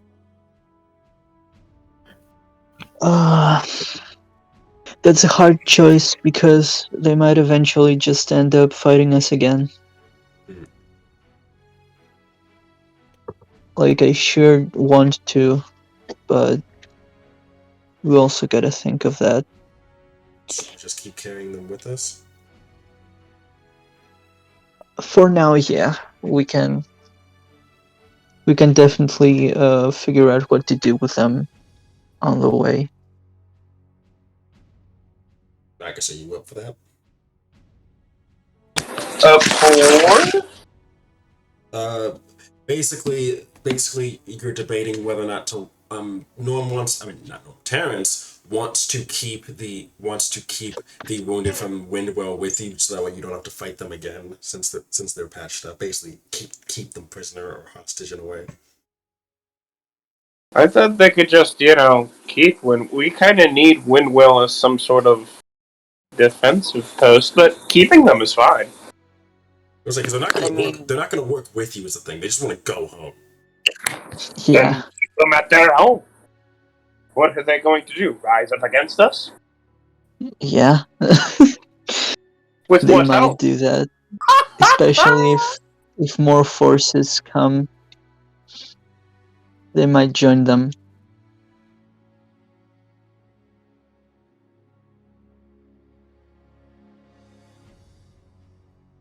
Well, it'd be pretty upkeep. Have the on our Waking up. end, and we have the highest amount of ground. Carbot. God, am I seriously? Oh my god, am I good now? Yeah, you should be good now. Okay. So wait, how many It's troops done. are we talking about? How many elves?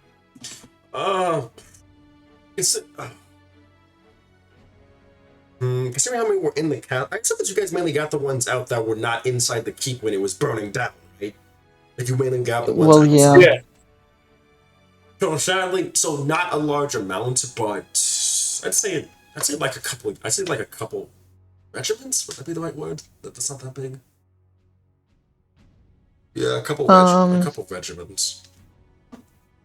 Okay, so did Raga say that they were gonna like slow us down? That's a possibility. Yeah. And we do have the highest amount of ground to cover. Hmm. Can I like roll some kind of investigation check to see if any of them would be willing to like give us information or something when they get back? Oh, well, that'd be more insight. Okay, insight. 1 second.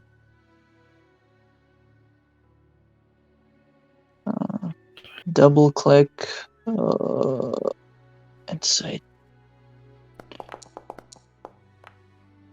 It's almost a 2 Bruh. for a moment. Jesus Christ. Bruh. I saw that 2 flash and I was like, oh god. Alright, with an unnatural 20, you can tell that some of them, due to how kindly you treat them, would be willing to give information to you. On the down low. Okay, like, I approach only the ones I'm most sure of, because if they... But like, I make sure that each one is like isolated from the rest. Mm-hmm. So I want to minimize the chances that like they know, the others know what we're up to. Alright then. Okay, so like the offer is like, I guess it would include some bribery. I suppose like in the scale that we're at, this wouldn't be a very big, something we need to account for. Yeah, it's more something that your spy master can keep track of, probably. Yeah, alright. So we do that, we make like the arrangement. I don't know how many would accept. Roll persuasion. Uh-huh. 1 second. Where is it? Oh, there it is. Bruh. Still an unnatural 20. Yeah, okay, you're able to convince them to feed you information. Alright. That's cool. We can let them go back. Alright. So they head out. As you guys keep marching forward. I suppose we're gonna arrange for like some of our spies to head over to their place and, you know, keep an eye on things. at some point. Yeah. Alright, yeah, that works. Wait, where are they from? Are they from Windwell? Yeah, they're from Windwell and the neighboring regions, basically. Okay,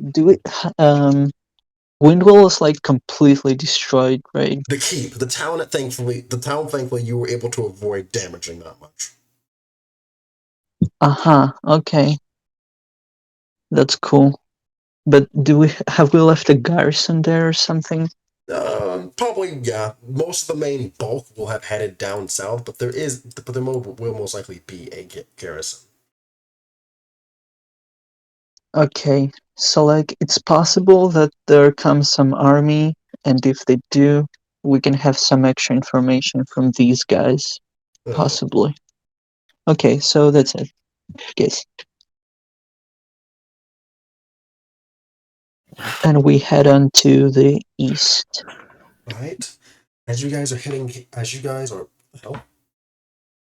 Oh, Fredbear went down. That's disappointing. Alright, whatever. Bruh. Alright, so I will say that sometime later you guys continue to march, and that is when your scouts bring word to you of an advancing force. Oh, from Again? However, this one is an Imuyuegian army straight out. Okay. It appears to be, and they So said the real deal. Yeah, and they said they couldn't see who was leading the forces. Like there didn't appear to be any identifiable leader. Okay, so either it's Joe Schmo or they're hiding who the leader is. Probably the second one. It would be smart, Kiro says. Kiro says. But what should we do in reaction then? Shit. So we're basically on a plane, right? Yeah, you guys are basically on flat plane. No hills or anything we can get posted up in. Roll me a survival check. Survival. Okay. Please give me a not shitty roll. Okay, Oh my fucking god. so with a 10, you were able to find one hill. It's not a big one. It could be something. Okay, I think we should like go to that since it's probably the most defensible position we can find because we have artillery and I don't know if they do. It didn't sound like they did. Right, so you set up on the hilltop. Mm-hmm. Right. So you guys all take up position on the hilltops. Ragus, what do you decide to do? So the army's taking a position up on a hill as an advancing army is coming towards you. What do you decide to do? I'll hold back. I'll wait on Terrence's command. I need to go for a bit. I'll be back. Well, Damn.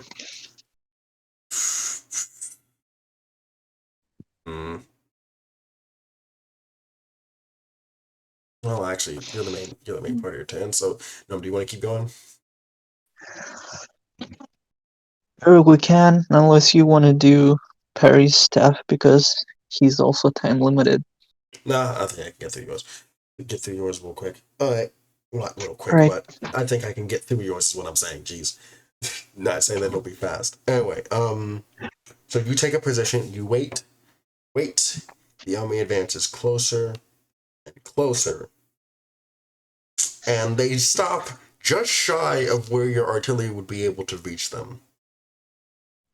Bruh. Trolls. And you and your officers are all sitting there watching, and they're like, they're trying to slow us down.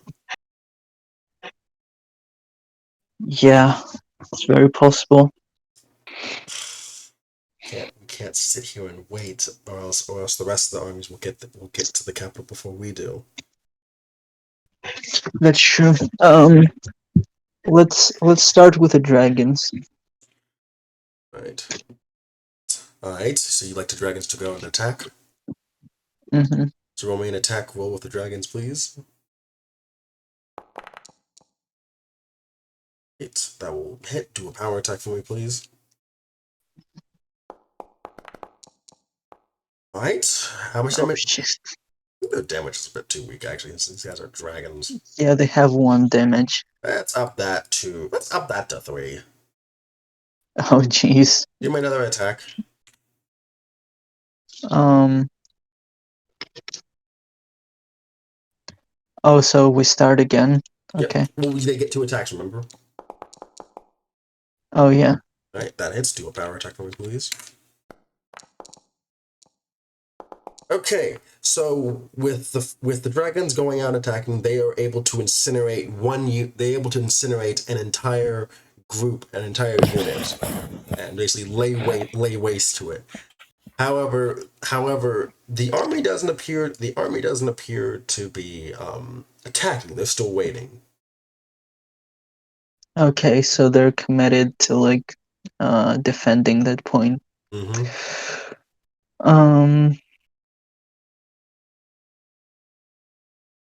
I think we should just like attack with our infantry and try to flank them with our cavalry. Do they have cavalry of their own? Not from what you Can can we tell. see that? Not from what you can tell. Okay, so they can't counterflank like effectively, so I think we should do that. Right? Roll me. All right. Then roll me. Roll me some attack rolls with them, please. So supposedly the infantry lines have engaged, or Yeah. okay. So we have our cavalry is just the rams. I mean the Saxon cavalry has left. Yeah. Yeah. It would be mainly the rams, but you can have multiple. You can have multiple. You can have multiple units of rams if you want, but that is up to you. I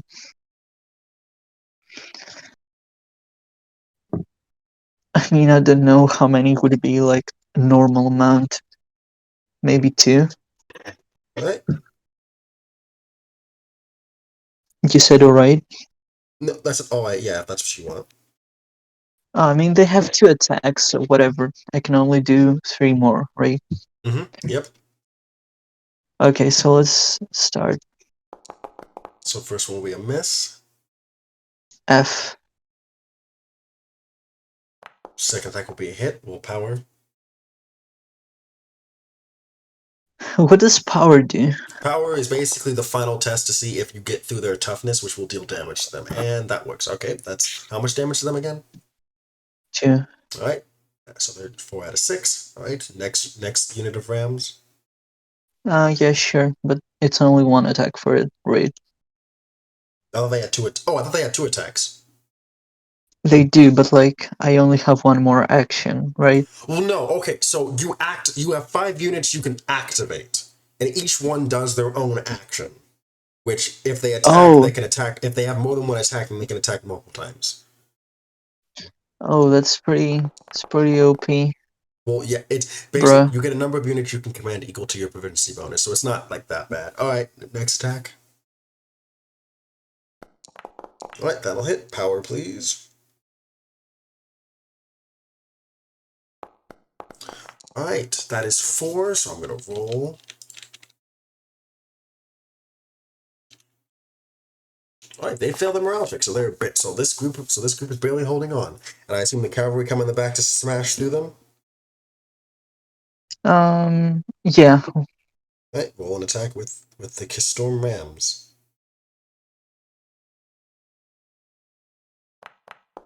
That hits. Full power.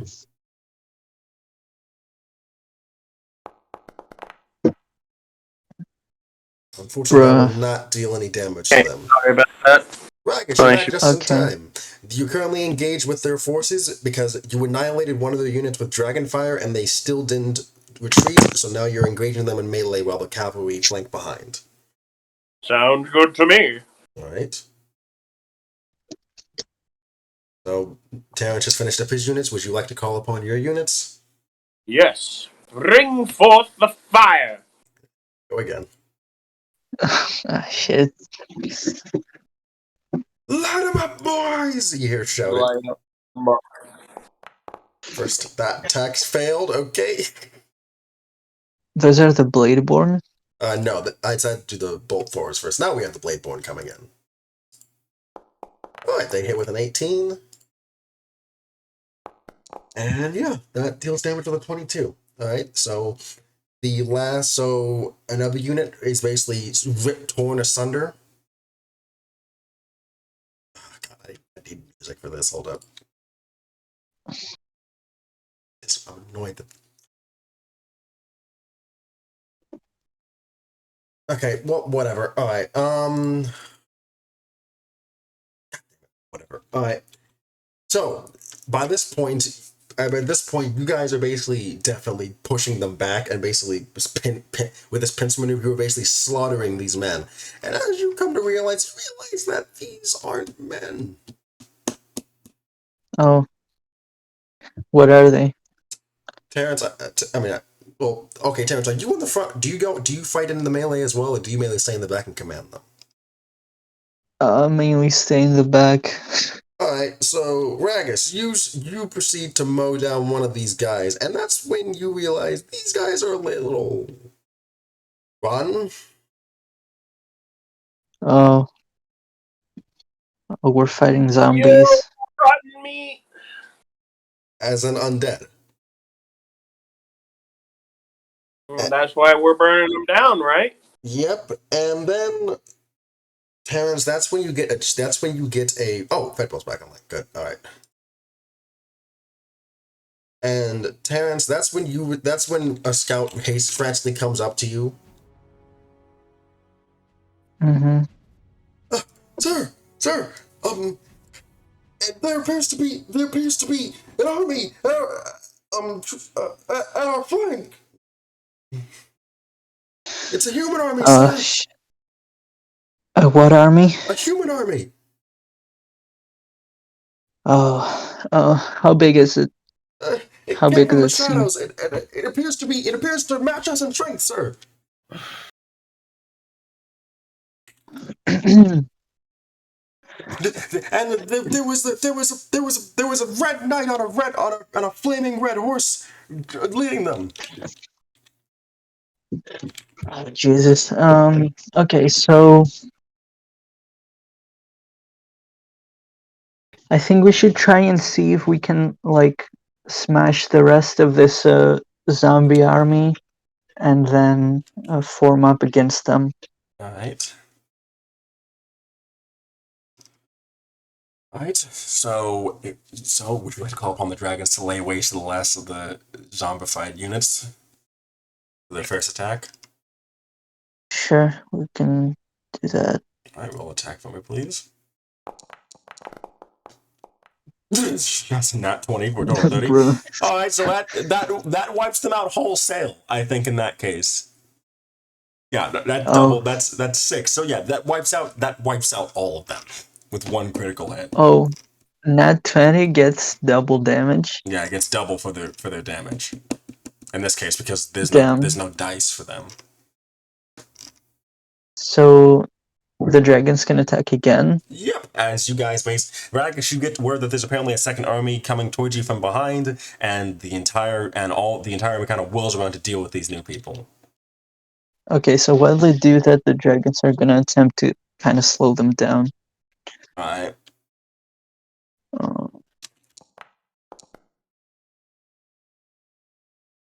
11. Does that hit? With a 21, that will indeed hit. Roll power.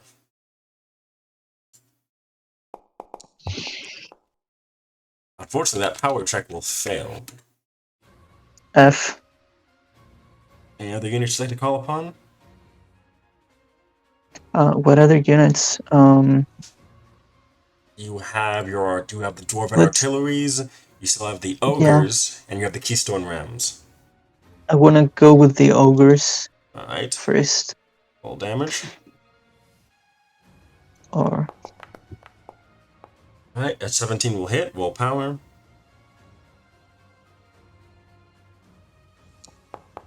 Alright, how much damage is that?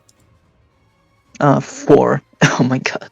Alright, that will we'll force them to make a save.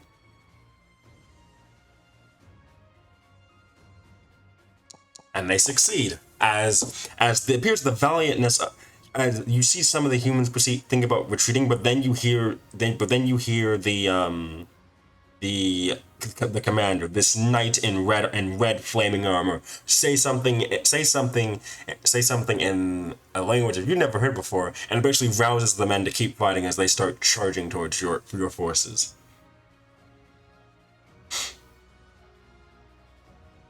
Okay. Can we do another attack with the ogres? Do they have more than one attack? They do. Go right ahead. Damn. That seems pretty OP, not gonna lie. Alright, roll again. Roll power, It's... Alright, see, that's why it's not really OP, because you still need that second power check to succeed. Bruh. Alright, and okay. So this knight in flaming armor pulls out this flaming sword and pulls out the sword and shield, and he launches himself from his horse as it turns into a phoenix that flies up, and with his shield, he smashes one of the boulders into pieces that was coming towards his man. Bruh. Show off.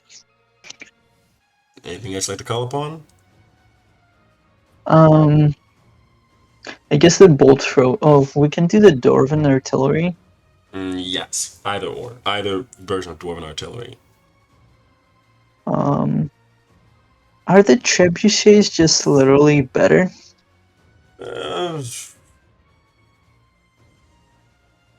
See, the trebuchets are usually good. Wait, actually, wait, let me see this. So they're better. Like in this. They're better attack and power wise technically, but they're mainly used for they're Walls. they're mainly good for against walls. But the fact that they have a better attack bonus is just like a bonus. Okay, let's just go with a crossbow because it's more normal Alright, go ahead. for troops. So that attack will fail, Bruh. unfortunately. Bruh, missed. Anything I should call upon? The bolt throwers. Alright, go ahead. Lost connection with the server. What? I don't think I did. Yeah, I can still see it. Alright, that hits. Roll power. That power will not succeed, unfortunately. God fucking damn it. Why am I roll so shit? Okay, I think that's it. We're just gonna stay there because they're gonna attack us anyway. Alright, Ragus, will you lead the defense against the human forces? You bet! Alright. Would you like to Kick call? their ass! Alright. Ragus yells, "Hold the line, men!" Actually, would Ragus yell that? Hold the line! Strip them all to place! Alright. The blade born Love attack isn't first. always on time. I mean, what? So with a hit, unfortunately, their power check is not able to break through. Next up is the infantry. Their attack hits. Their power does not. Oh my god. God damn it. He's gonna have a thing where they just keep hitting, but they can't damage them. Nope, there's our first. Okay, that's 1 damage. They're swinging around sledgehammers, but they're made of rubber. I think that's all they can call upon. So by this point, with this, the Tempest, the human infantry proceeds to slam into you with this red flaming knight, leading them as he starts carving through men left and right. He will hit.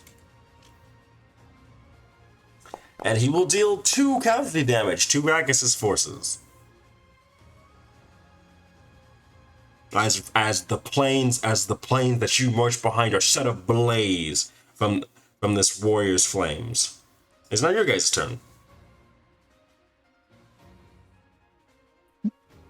Damn. How much damage did that guy do?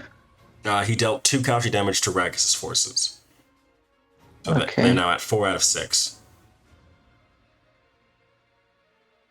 Of like the entirety of Ragus' forces? Mm-hmm. Was that a yes? Yeah, sorry. Okay. Okay, can we like try and flank them with the rams again? Where are they? Yes. So you can try and flank around them. You're not fighting uphill this time. I mean, you're not fighting downhill this time. You're fighting on flat plains, but you can still try and go swing around them. Okay, I'm gonna try that. Alright. Let's see. Yes. Okay, roll power. Oh shit. Roll power with advantage. Okay. Alright, so that's double damage. So how much damage do they deal normally? 2. Alright, so that's 4 this time. I think that destroys one of their units, yeah. Nice. Who else would you like to call upon? And they have another attack. Alright, let's do this. 8 unfortunately will miss that time, but I think you have a second unit of rams you can use, right? Yeah, I do. Alright.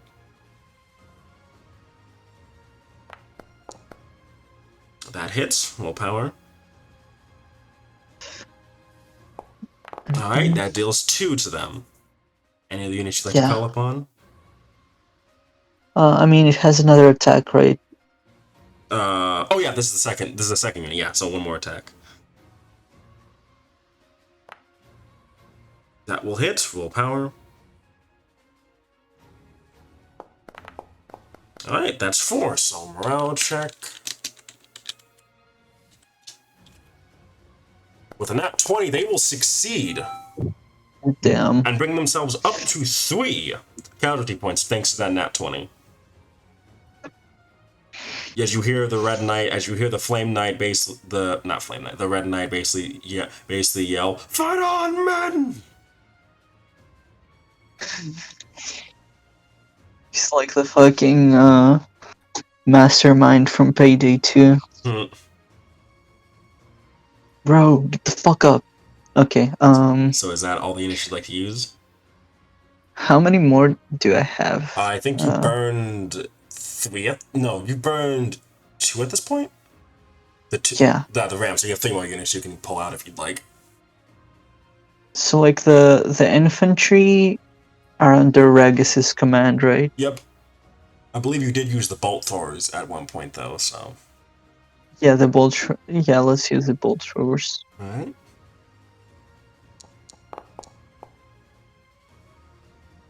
So wait, I missed that roll. Give me a second. A 16 will hit. Roll power. And with a 12, that will definitely work. Okay, you deal. I believe 2. 1. It's 1 damage. Oh, 1 damage. Okay, so they're down to 2 casualty die at this point.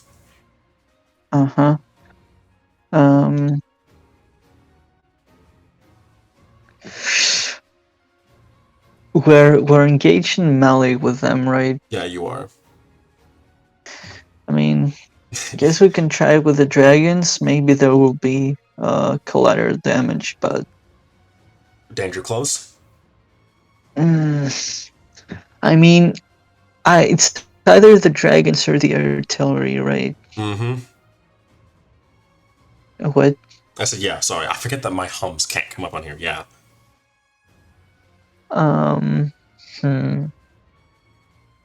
Let's go with the dragons because they can like try to have the fire not touch us, like just do it after the enemy or something. Alright, go ahead. That 13 will miss. They have another one. There we go. That'll hit. Roll power.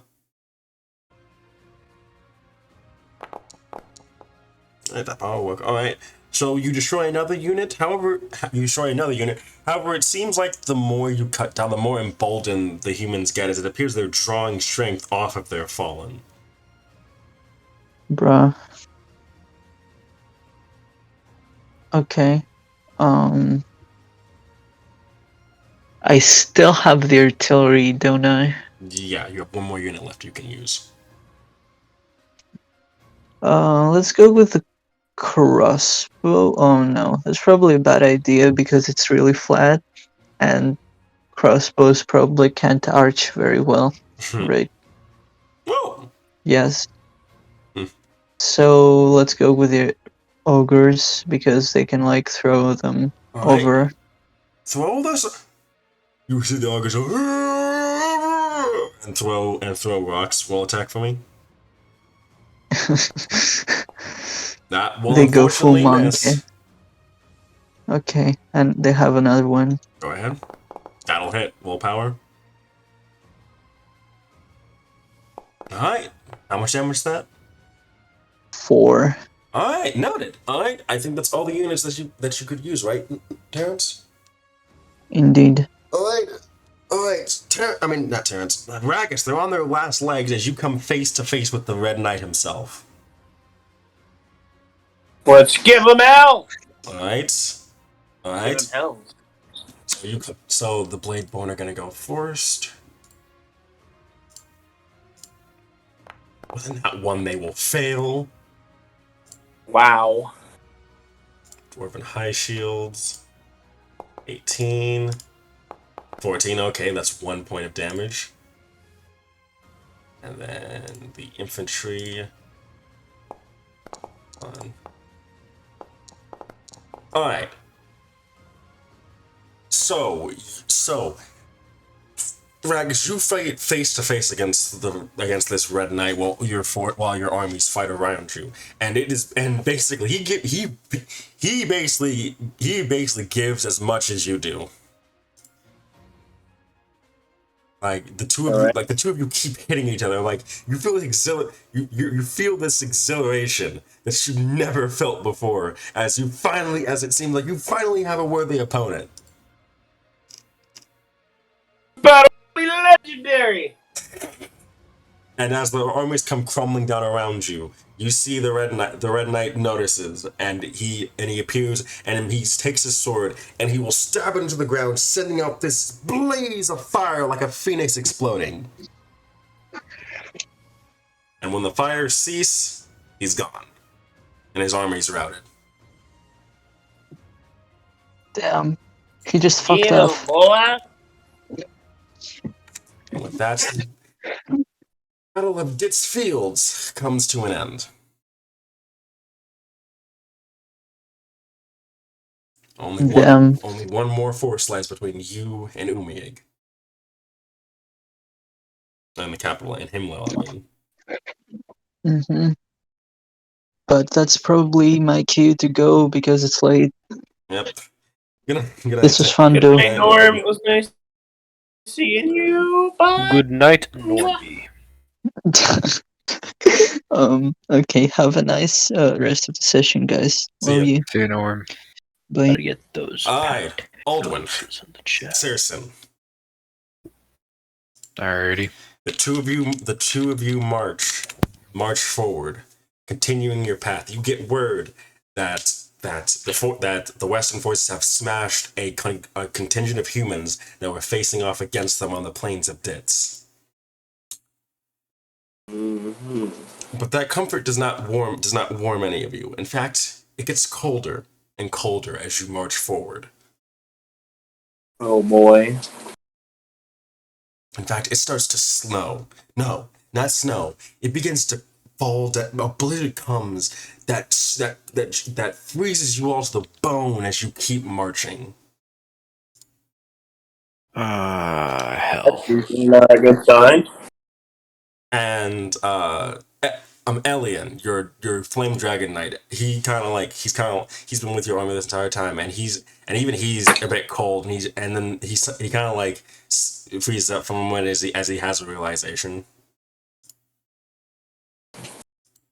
What's the realization? Oh no, it's her. No, you can't be serious. Nah, no way. Nah. And that's when the scouts come in, and that's when no. Wait, who are you thinking I'm saying, Car? Better not be her. When I mean her, it's related to Elian. But anyway, okay.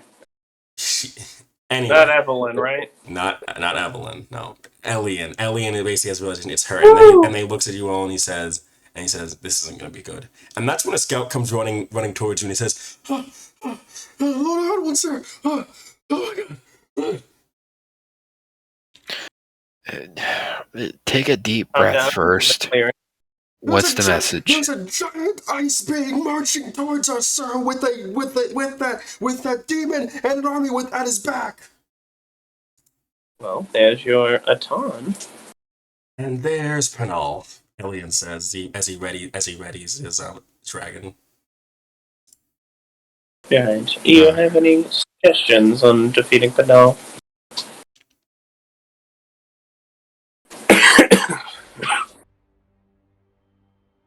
Elian then sighs. Considering what form she's in, if I had to hazard a guess, that means that she and her dragon are drawing off each other and become a massive, powerful ice being. Which means there's only one way left to take them down in that case. And that is?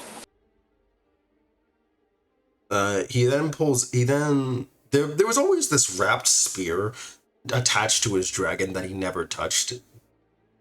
But he grabs this time and he unwraps the cloth from around, showing it, and you see that it is carved in fiery draconic runes.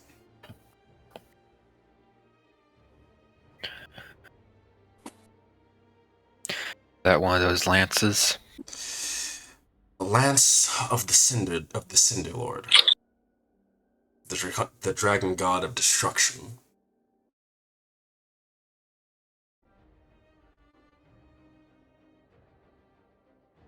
If I'm gonna use this, I need some time, which means you'll have to hold them off. You see Zarn basically already getting ready to go after Atan as Elian's saying this. Well, I already got my part. We know what to do now. You guys have fun. You guys have fun with the ice elemental. Zarn says as he starts to transform into his devil form. Yes, we'll hold the line then. So long as it stays away from the artillery, it should be fine. Alden will... Before we begin, Alden will turn to the Dragon Knight. Mm-hmm. When you take off, give us a signal. I'll see if I can... If the situation grants us, all their aerial units will support you in your charge. Oh, trust me, when I give the signal, he starts flying up. He flies up in the air. You'll see, and he starts flying up high into the sky, past the clouds. All right then. All right, let's stop this thing. You hear Grail shout, and the men all cheer like, yeah, let's go. As the ground starts to shake, and you see this large, ice-shaped person marching towards your army. Alright, massive target. Right there. What would you guys like to do?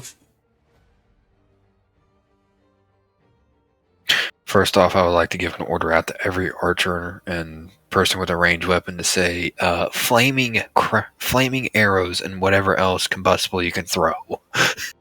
Right. The very first thing I'm doing. Right. And then what are you gonna do? Alrighty. So, is the enemy army still forming up into their battle lines? Oh no, they're marching with this giant creature. Oh, great. Alrighty. Alright then. Okay then. Then I'll have, right off the bat, I'll have the Lancers give a straight charge. Right? Roll an attack for me.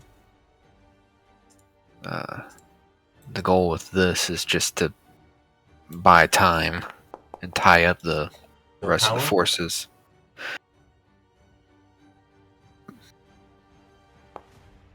Alright, that will deal 2 damage to them. Would you like to use Follow the Standard? What does Follow the Standard do? Seeds. Oh yeah, let's do that. Alright. So that would be the Pegasus Riders get to do fire off then. Mm-hmm. Since they technically can become cavalry. So anything else I have in here, that would be cavalry. I don't think so. I think that was your only. I think that was your only. Oh wait, you don't have the dire wolves. No. Wait, no. Yes, you do. The blood fangs. No, wait. Yeah. Blood fangs. Okay then. I pull those up then. Yeah, those are hobgoblin warg riders. Okay then. Then immediately seeing their success, or in the same motion, the Pegasus Riders will land and charge, and followed up by the Blood Fangs. Alright. So Pegasus Riders first. 12. Alright, with a 12. Alright, roll power for me, please.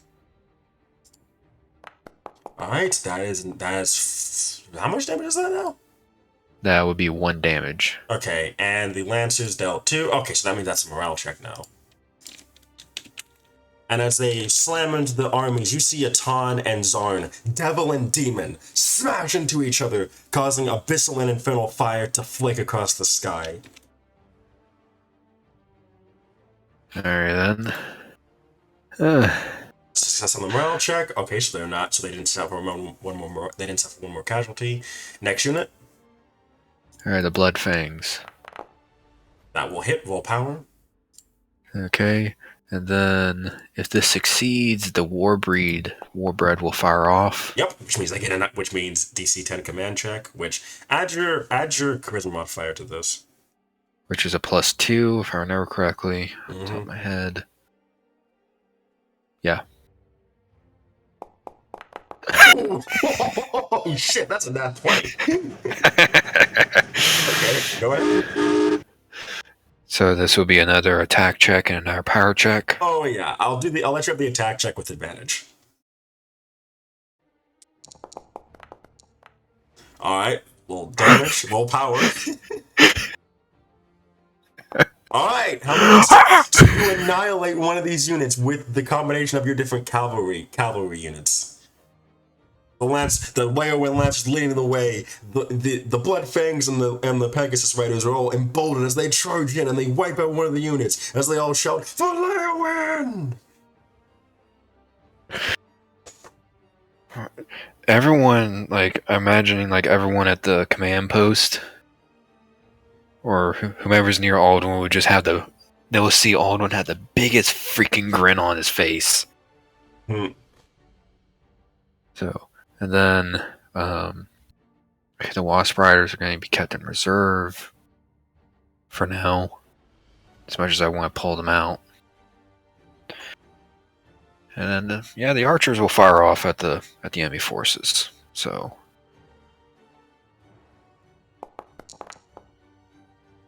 The archers will miss. Oh, they miss. Okay. And the elf archers. Alright, that will hit. Roll power. Alright, the Jade Knights pull out their bows, launching arrows into the sky, and it rains down on the enemy forces as the cavalry come running back to you. Okay. Zarn's forces are rushing out to basically cover them as they stand firm against the enemy army coming towards them. Saracen, what would you like? Is that all the units you like to use actually, Perry? Yes, I'll keep it slim here. Alright. What's the army that Perry did massive damage to? The first army is basically wiped the fuck out. The second one Oh, it's gone? Yeah, the second one is fighting against Zarn's infantry, however.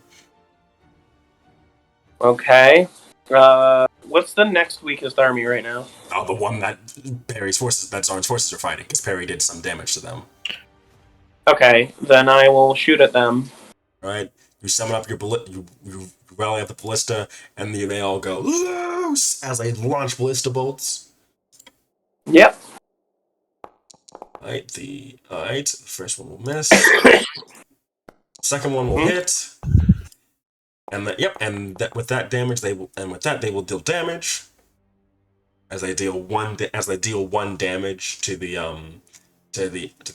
Would you like to call on another ballista unit? Yep. Right, how many ballista units are you calling up actually? I think I have access to 4. I don't know how many how many armies we have access to? I was about to say, you have five basically. 5 units, but I can take that as being armies or whatever. Oh, 5 units. So yeah, I had 2 ballistas, Perry had 2 units, and then we had the main. Alright, so that's 2. Alright, so that's 2 damage now because they see on there. That's 2 damage now. That does not hit. Oh, did I do 2 attacks? This one missed. Second one hit. Yep. Okay, so that's 2 damage. So they're down to 3 casualty die, which means that they now roll a save.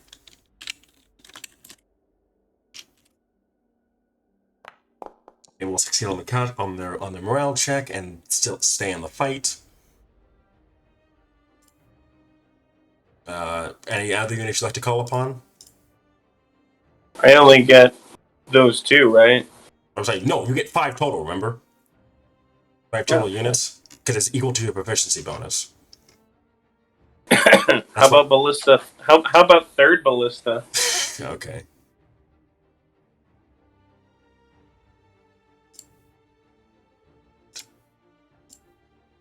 First attack will miss. Second attack will hit. Damage will not go, however. So your 3 ballistas so far have not dealt.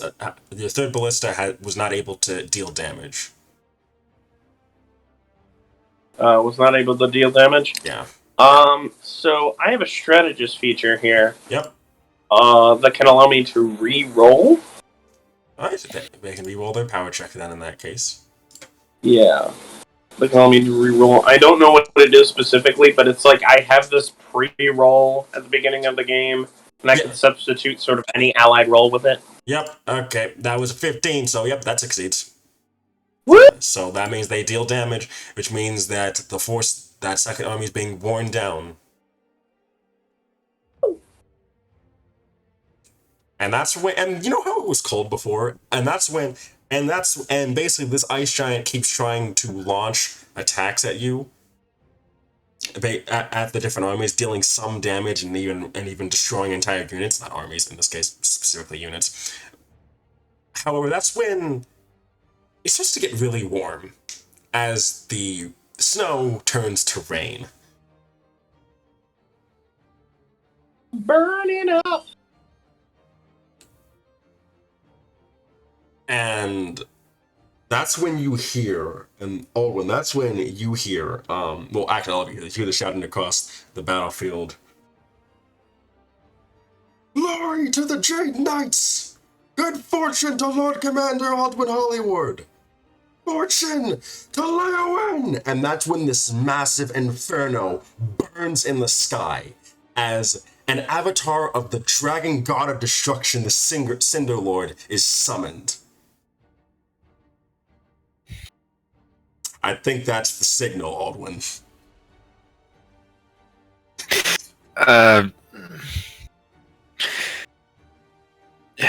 To everyone on the ground that's around Aldwin, he's just gonna start freaking out and just like screaming for everything to be, anything that can fly worth a damn, take to the air and follow the Dragon Knight, follow the apparition. Select roll attack checks as it now loop back so onto your turn. Yes, El Pegasus riders, Dire Wasp riders, what else can fly? So, yeah.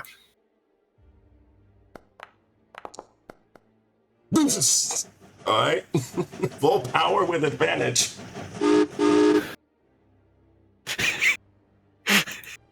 Okay, that's double damage. So there's that. Next unit.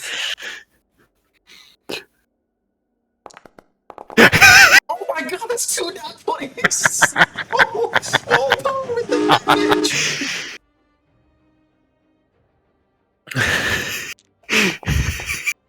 The rolls. Okay, how much damage is that total? Again, Warbreed the procs. Okay, we'll fucking crunch it. Would I get advantage on this? Yes, go ahead. Want to hit again? What about this time? This other attack, is it just straight roll? Straight roll. Oh my god. Okay, I'm 22. Full power. Okay, you hit. So how much damage is that total? How much is that total?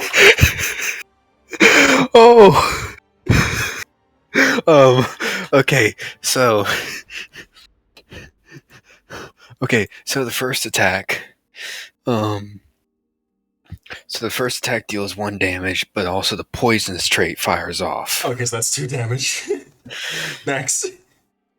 But that was a part of the critical one, correct? No. I'm saying that's 2 because it's doubled. The poison doesn't kick in until the next person's turn. All right, then we got the second attack fire off, and then it hits, so that's another damage. So that's 4 damage. How much does the Dire Wasp deal? You said 1, right? So that's 5 damage total. I think so, yeah. Okay. So by this, oh my god, I'm laughing so hard right now. The fucking 2 nat 20s, almost back to back. Okay, so the appearance of the draconic god of destruction has definitely emboldened your forces, Aldwin, as they smash into the ice giant, one of their own former Jade Knights, and fight as hard as they can. And then the Cinder Lord, the avatar of the Cinder Lord, slams into the ice elemental, and they fight. They tear at each other. With flame and ice blood flowing down, spilling onto the landscape. And then that's when the Cinder Lord claws into the chest of the ice. And then, with a deep roar, both of them are consumed in a massive fiery explosion.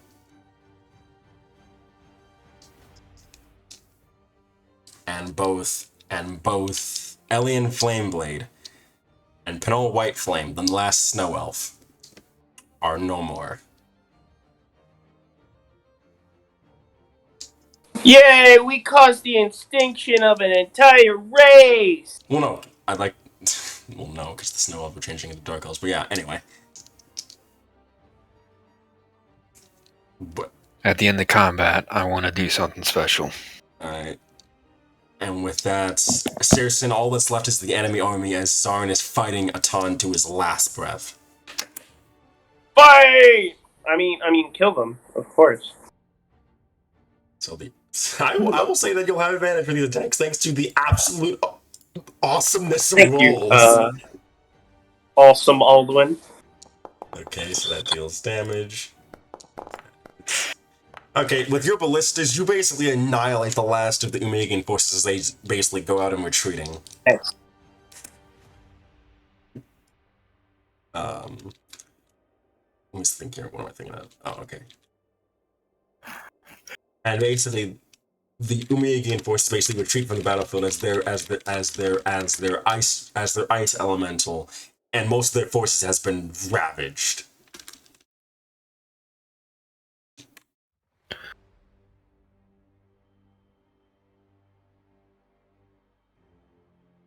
And basically, do you guys go to check on Zarn? Yeah. You see both Zarn and Atan badly battered and damaged as both of them are back in their Alamvi and Tiefling forms respectively. And that's when you see Zarn just move forward, and before Atan can defend himself, he shoves his sword straight through his gut and pins him to the ground.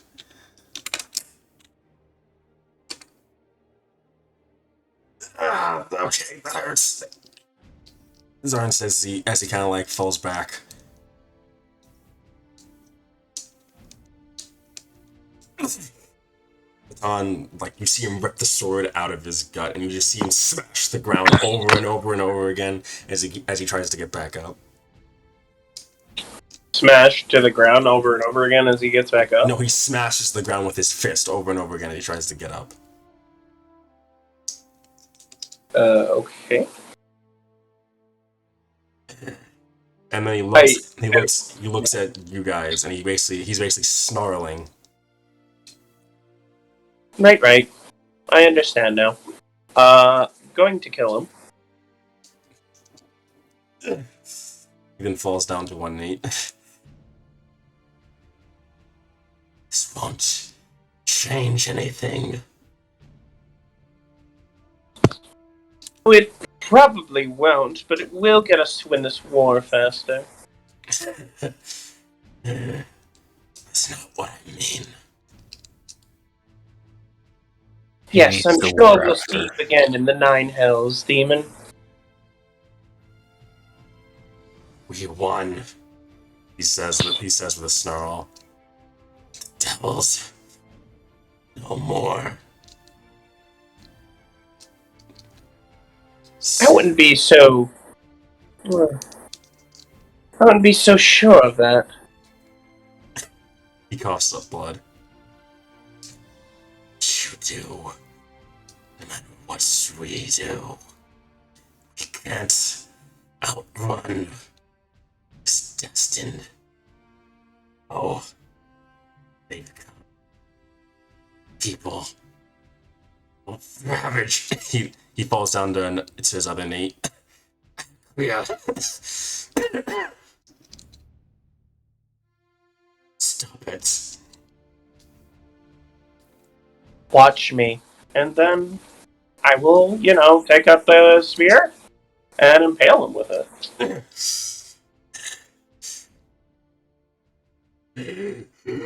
He looks to Zarn.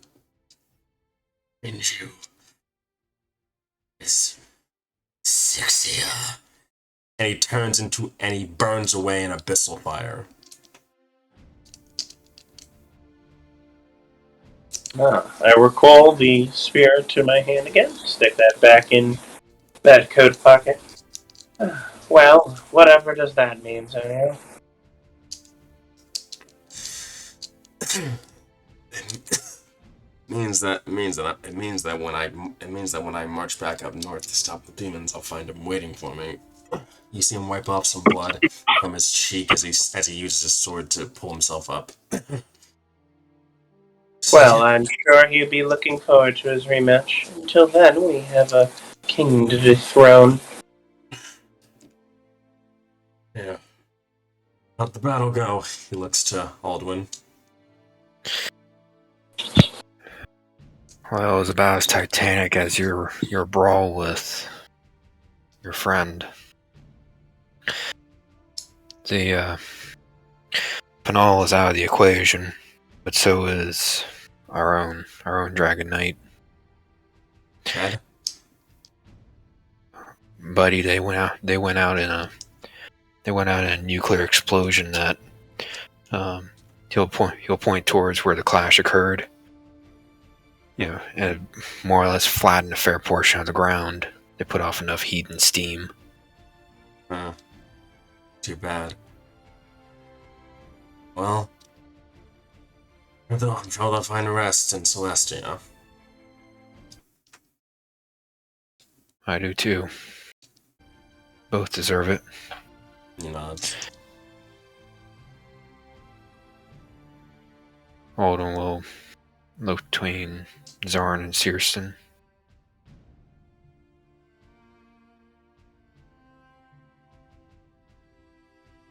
Out of character, how long ago was the previous battle? A couple, maybe like a week or two, maybe. Alrighty. But why? Alden will just he'll pull out his map and take a gander at how much farther they have. You're halfway there at this point. Most likely there will be one last major battle before you reach the capital, which means Leonardo and Steel will be leading the final engagement at that point. Considering the past few fights we just gotten through, part of me thinks we should at least make camp here for a couple days. Take stock, let the supply train catch up, and certainly let you heal. He'll point his arm. Yeah. Oh yeah, best idea. A demon, I haven't fought a demon like that in ages, he says. His trains up. He'll this will be an open statement to everyone. How'd the goblin sappers get a road to begin devising defenses for us and get the infantry to dig some trenches? Nod. Zarn and basically the men start doing exactly as you ask. And Zarn will talk to you and be like, "Sure you're alright?" Alden will just rub his head. I was hoping that if Penal wasn't fully committed, I could at least talk to her a little bit. Maybe diffuse everything. It was my intention to take down the undead Dragon Knight. originally. Well, got him on your side to help out in the West, but it cost you. But she believed. But looking at what she just did, probably believed in her cause enough to where she's willing to die for it. True. I'm gonna take a couple of Jade Knights and check out the clash site. I want to see if there's anything left. Alright.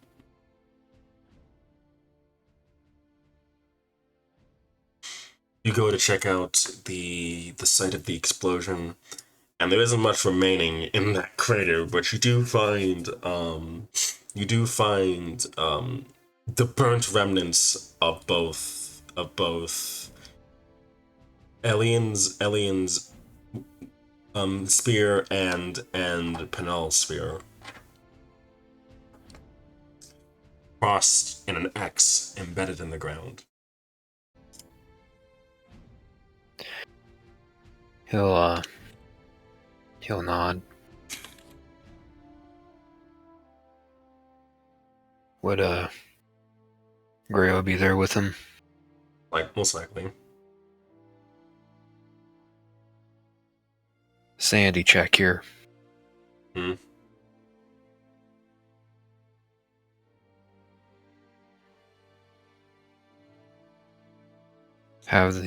Part of me wants to have the spear sent back. And give word that there have been the death of 2 heroes.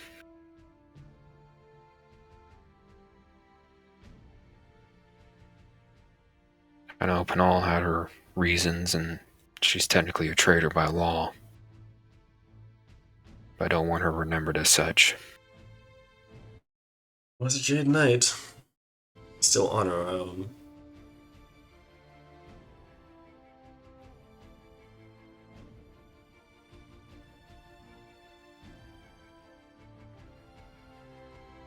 He'll step over to if he has a tarp, or if one of the knights have a tarp on him, Alden will take it and have it. He'll take the tarp. He'll take the spears out of the ground, and he'll lay them on the tarp itself and wrap them, keeping them in the cross formation.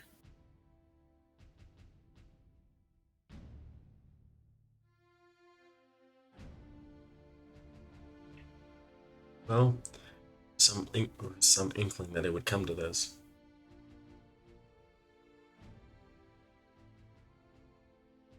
Yes, I know.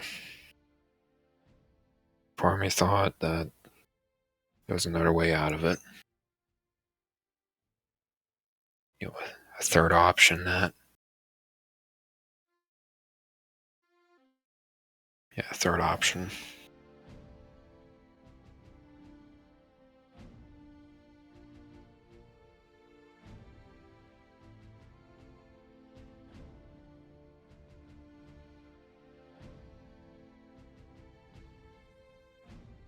This is one of the days I wish I wasn't a lord or a general or a chapter master. Well, we don't choose who we are, what our titles are. The roles that world has for us. Just put up with them. But we do choose how we react. But we do choose how we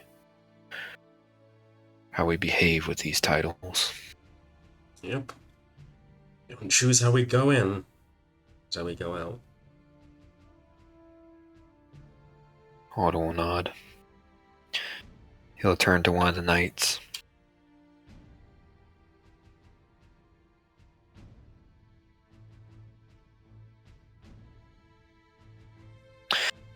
Or he'll turn to the other knights. Which one would like to be the messenger and the deliveryman? One of them. One of the knights Well, one of the knights will take it. No, he stayed behind. I guess none of the major knights did come along. Most of them stayed behind and went other directions.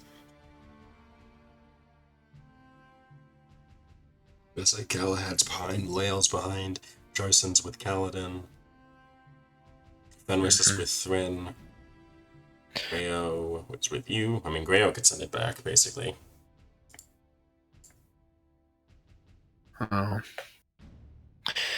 Aldwin's thought is to have a dedicated individual be to deliver the artifacts and the news. Grayo takes it and nods. Look, might not be back in time for the last one before you get to the capital, but he's most likely going to be there, so don't hesitate with what you have to do.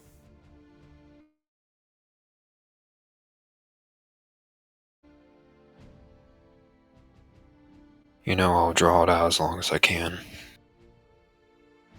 I know. And if I get back before it's done, I'll be there to help if need be.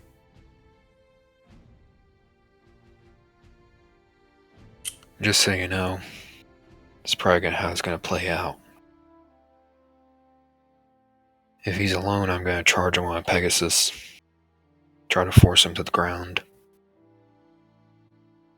And keep the distance as close as possible.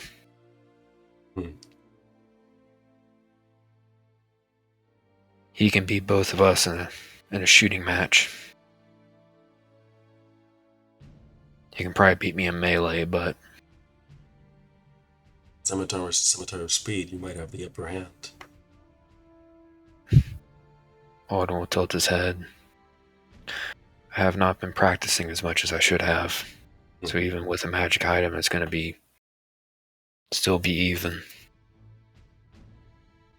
Somewhat.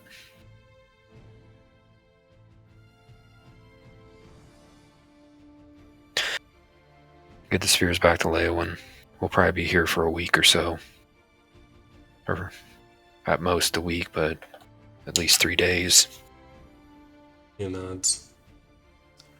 And he calls his Pegasus, taking the spears with him. Flies off with the spears in tow.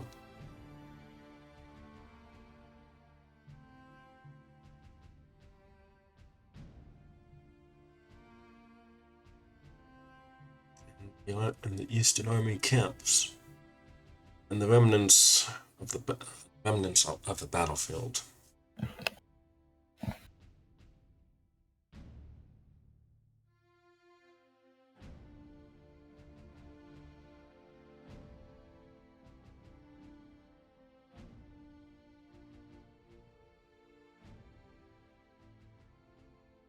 It's time to switch to Kaladin. And with that, I will head out. Alright. Night, Perry. See you, Perry. See ya. It's a good game, and Yep. hell, even got fucking depressing. Like I'm almost about ready to cry over here. God damn it! Oh! Don't worry, it's gonna keep hitting hard. Like it's gonna keep hurting. I was about to say it all. Please. It is going to keep hurting from this point on. You have a good evening, Perry. I will. I'll say this. I was about ready to say, and Aldwin cries. He cries at night when he's alone. He weeps, and well, I'll just put it in VC when I leave. What he does. Balls his eyes out. Alright. I'll see you. Alright, see ya. Yeah.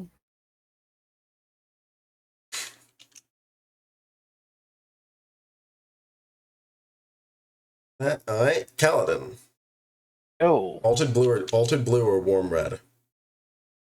Altered blue or warm red? Yes. What is this concern? Music choice. Warm red or altered blue? that like a channel, genre? What are we No, talking about? it's gonna be a Dynasty Warriors theme. Do you want altered blue or warm red? 1 second. No, just tell me, just straight up. Don't look it up. No, I'm gonna roll. Oh, okay. So, let's see here. If it's 1 to 10, it's altered blue. If it's if it's 11 or 20, it's warm red. All right. Or it's a 2. All right. Altered blue it is.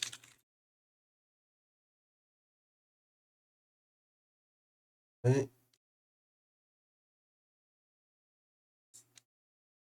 Okay.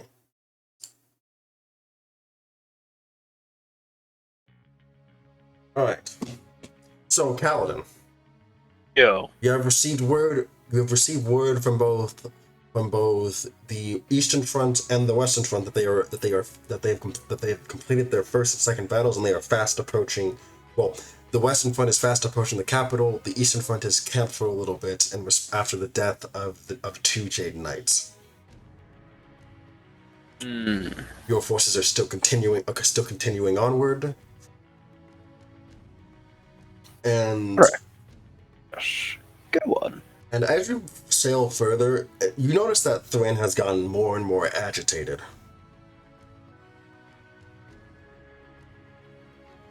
This guy is so worked up. No idea. He says, kind of tapping his staff on the deck of the boat. Just Side checking that shit. roll insight.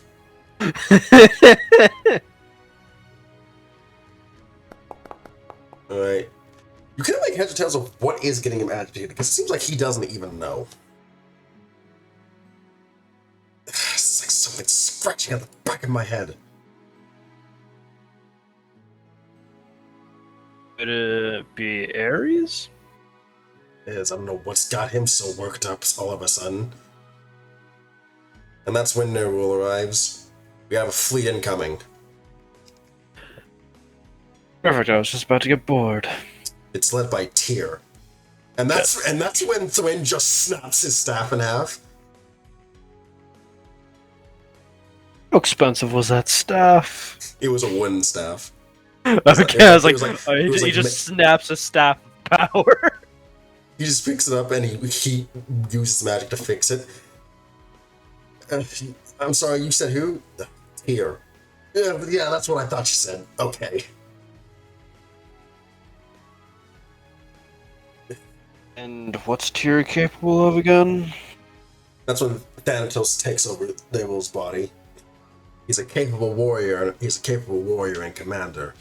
It's more, though he doesn't have much magical powers, his strength is especially supernatural. Wonderful. Wonderful. So a classic martial commander. Then I say we don't fight him face to face, Aelor says. Yeah. Sounds about right. I face a hulking behemoth face to face when you can just pin him from afar. And that's when the Queen says, or burn his fleet asunder. Exactly. My point exactly. Gladly, Thwin growls. And that's when his eyes turn fully red and like a malicious smile comes to his face. Let me get a shot at him. And you know that that's not Thwin anymore.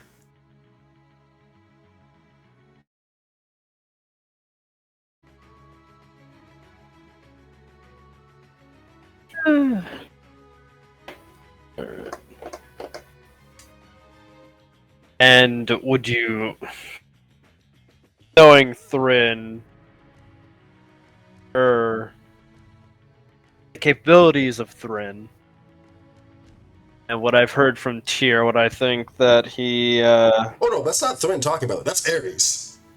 yeah, Ares, yeah. I'm thinking like, so when Ares, when they switch, do they get different abilities? Oh yeah, Ares' power is different from Thwin's. Okay, alright. So no, from what I've experienced with Ares, but I think that he could take on Tyr. With his tactical prowess and the way he was able to and the way he acted, probably. Just don't do anything too reckless or cost us too much, please. No promises. Ares says with a snarling smile on his face. I have an idea for how we can best use Ares to our advantage. Isn't a distraction? Nope. Kaladin, you and I are going aboard the enemy fleet. Bar them? No, we're going to sneak aboard and chain their ships together. I misheard you. Okay. That sounds... haven't really done that before. There's a first time for everything. But even if we light them aflame the wind's against us. We can change that, Ares says, with one of his eyes turning green. Alar nods. Fire attack would be useful here.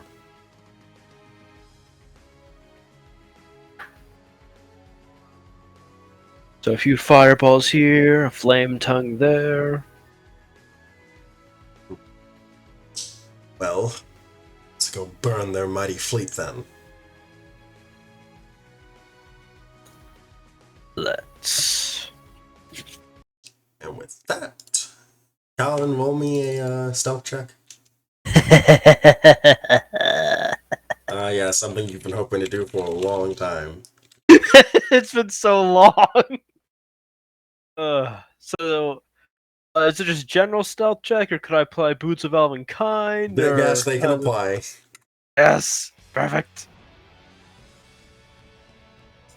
Ooh, nat 20. With a nat 20, you and Nerul are unseen as you sneak aboard the different ships and chain them together. You're right, I can turn invisible too. Yeah, so basically you're invisible this entire time while Nerul just keeps to the shadows, basically. You, Jarson, Nerul, Riss, you and your spies all work together to basically make sure these ships are close enough together as night falls upon the battlefield. Out of curiosity, what phase is the moon right now? I believe it could be a full moon, actually. Hold on. That'd be very thematic. Let's just say it's a full moon. Hold on, wait, let me see. I mean, I haven't kept track of what day it is exactly, so yeah, let's just say it's 5:03, so yeah, let's just say that one of the moons is full. Yes. It engulfs the horizon like in those wonderful visual photos that I hear about. The other moon is almost pitch black as you guys make your way back to your own ships. So Risk calls out, how exactly are we gonna know how exactly is this fire attack gonna work? And then that's when they realize, wait a minute, where's Thwin?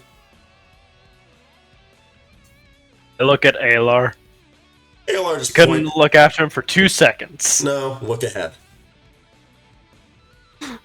I look ahead. And that's when you see one lone ship sailing directly at the enemy fleet. And that's when you hear a laughter and you hear Ares say, "Let's burn to the ground!" And a massive explosion happens in the middle of the enemy fleet. As fire consumes the entire fleet. They're still sailing towards you. Well, they're tenacious, I'll give them that. Well, we can't let them outdo us, Alar says. That's never an option. Alright. Fire! So, use what unit you'd like, Gabe. Use what unit you'd like to use for this. Ranged units? Alright, watch your ranged units, boy. Yeah. Oh, you're right, you didn't add ballistas into the naval front. Give me a second, I just gotta duplicate. Because I'd rather take a guaranteed multi-attack rather than a conditional one. Oh my goodness. Still salty over that, huh? Hey, I experienced their ballistas. I want to give them something to experience. Gabe. Always the guy who lets things roll off his sleeve. There you go.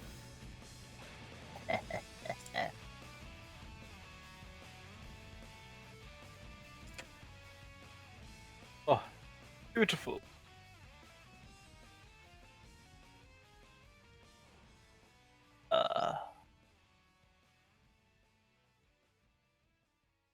Doesn't say that it can attack twice. Yes, But again. attacks two. There Yeah. we are. I was like, wait, what? Perfect. Yes. All artillery. Everywhere. Right, so attack. Alright, so it's, like... that? Yep. So the first one, I will say that they have reduced defense due to the fact that they're on fire, so that hits full power. Ow! That will definitely deal damage. I think that's 1 damage. And then for the second attack. Loose! That hits full power. That will also hit. That is 2 damage to them. And by this point, you see Thrin covered in red rose, basically cackling as Tyr kind of like slams him to the bow of his flaming ship. Disgusting little beast! Tyr says he basically curb stomps Ares through the ship while he's still laughing.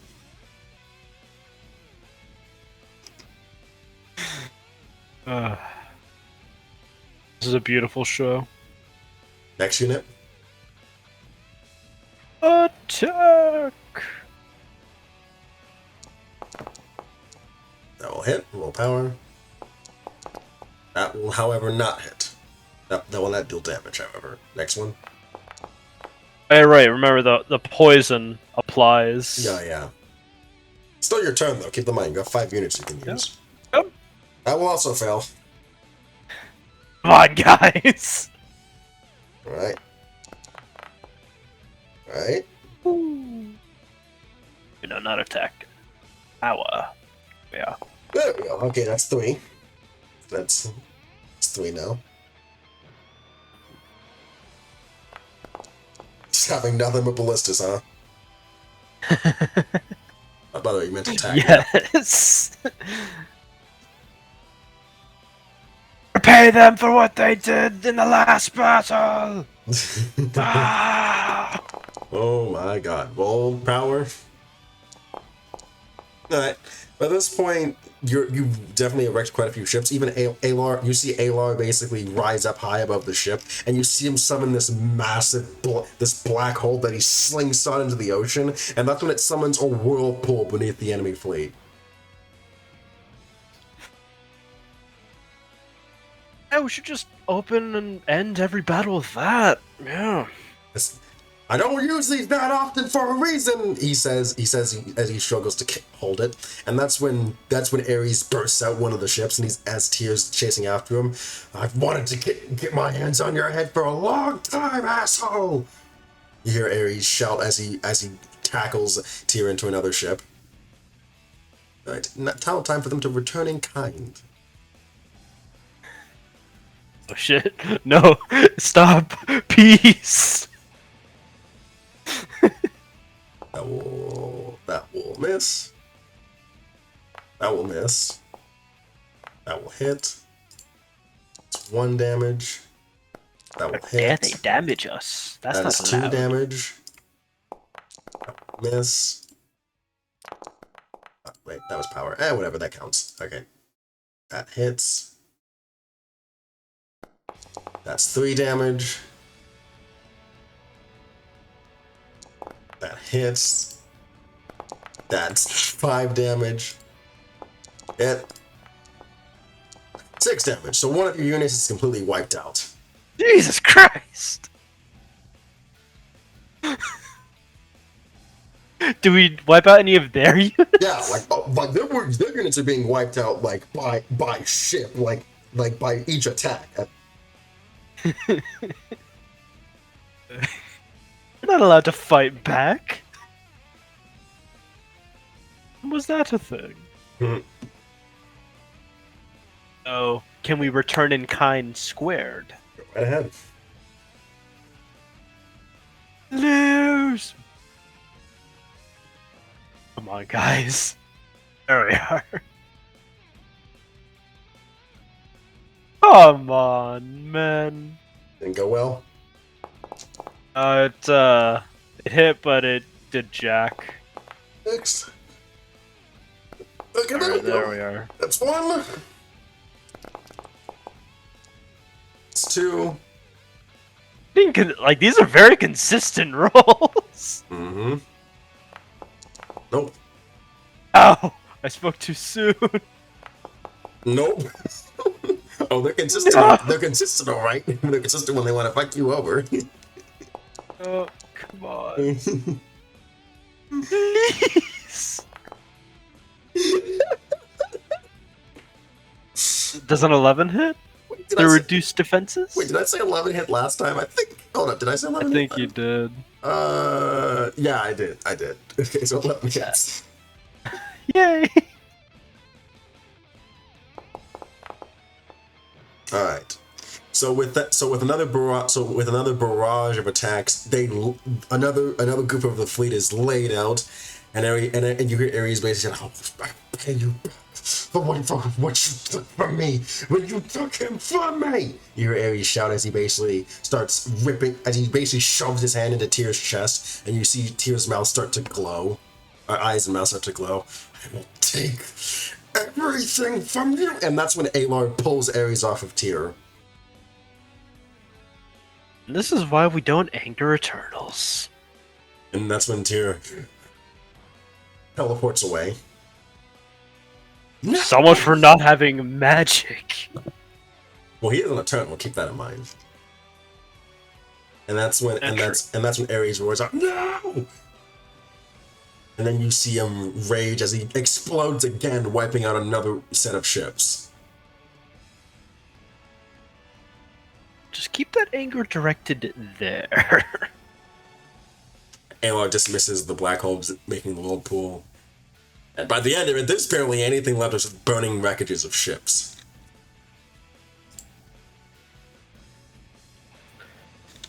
All in a day's work. And Ares lands on the deck of the head ship, is basically taking deep breaths as he's smoldering. So let's get him some water and some ice, cool him down. Damn this world. And that's when his eyes turn back to normal and the wind comes out before he passes out. Catch him. Oh! Alar says he looks over Thwen. Safely say that Ares definitely hates Tyr.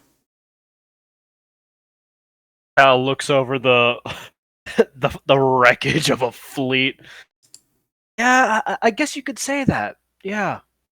Wonder why. What did he take from him? Guess it doesn't matter right now.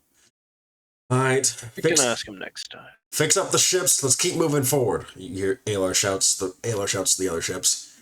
One more battle before we reach the capital. This war's almost over. It's time for a wonderful speech in the last battle. Save that for when we reach the capital, my friend. But if Aldwin doesn't how many steal it, chances to give? Exactly. Exactly. Aldwin doesn't steal it from you anyway. Exactly. That's why in the next battle, I should definitely give a speech because Alduin isn't here. Depends on who we're up against next time. They don't have many generals left they can call upon, I don't think. With a ton, and Panal dead, that leaves only Evelyn, Elwyn, and Deirdre. Deirdre, I suppose Tyr himself. Well, not Tyr. I suppose Orion could come back out.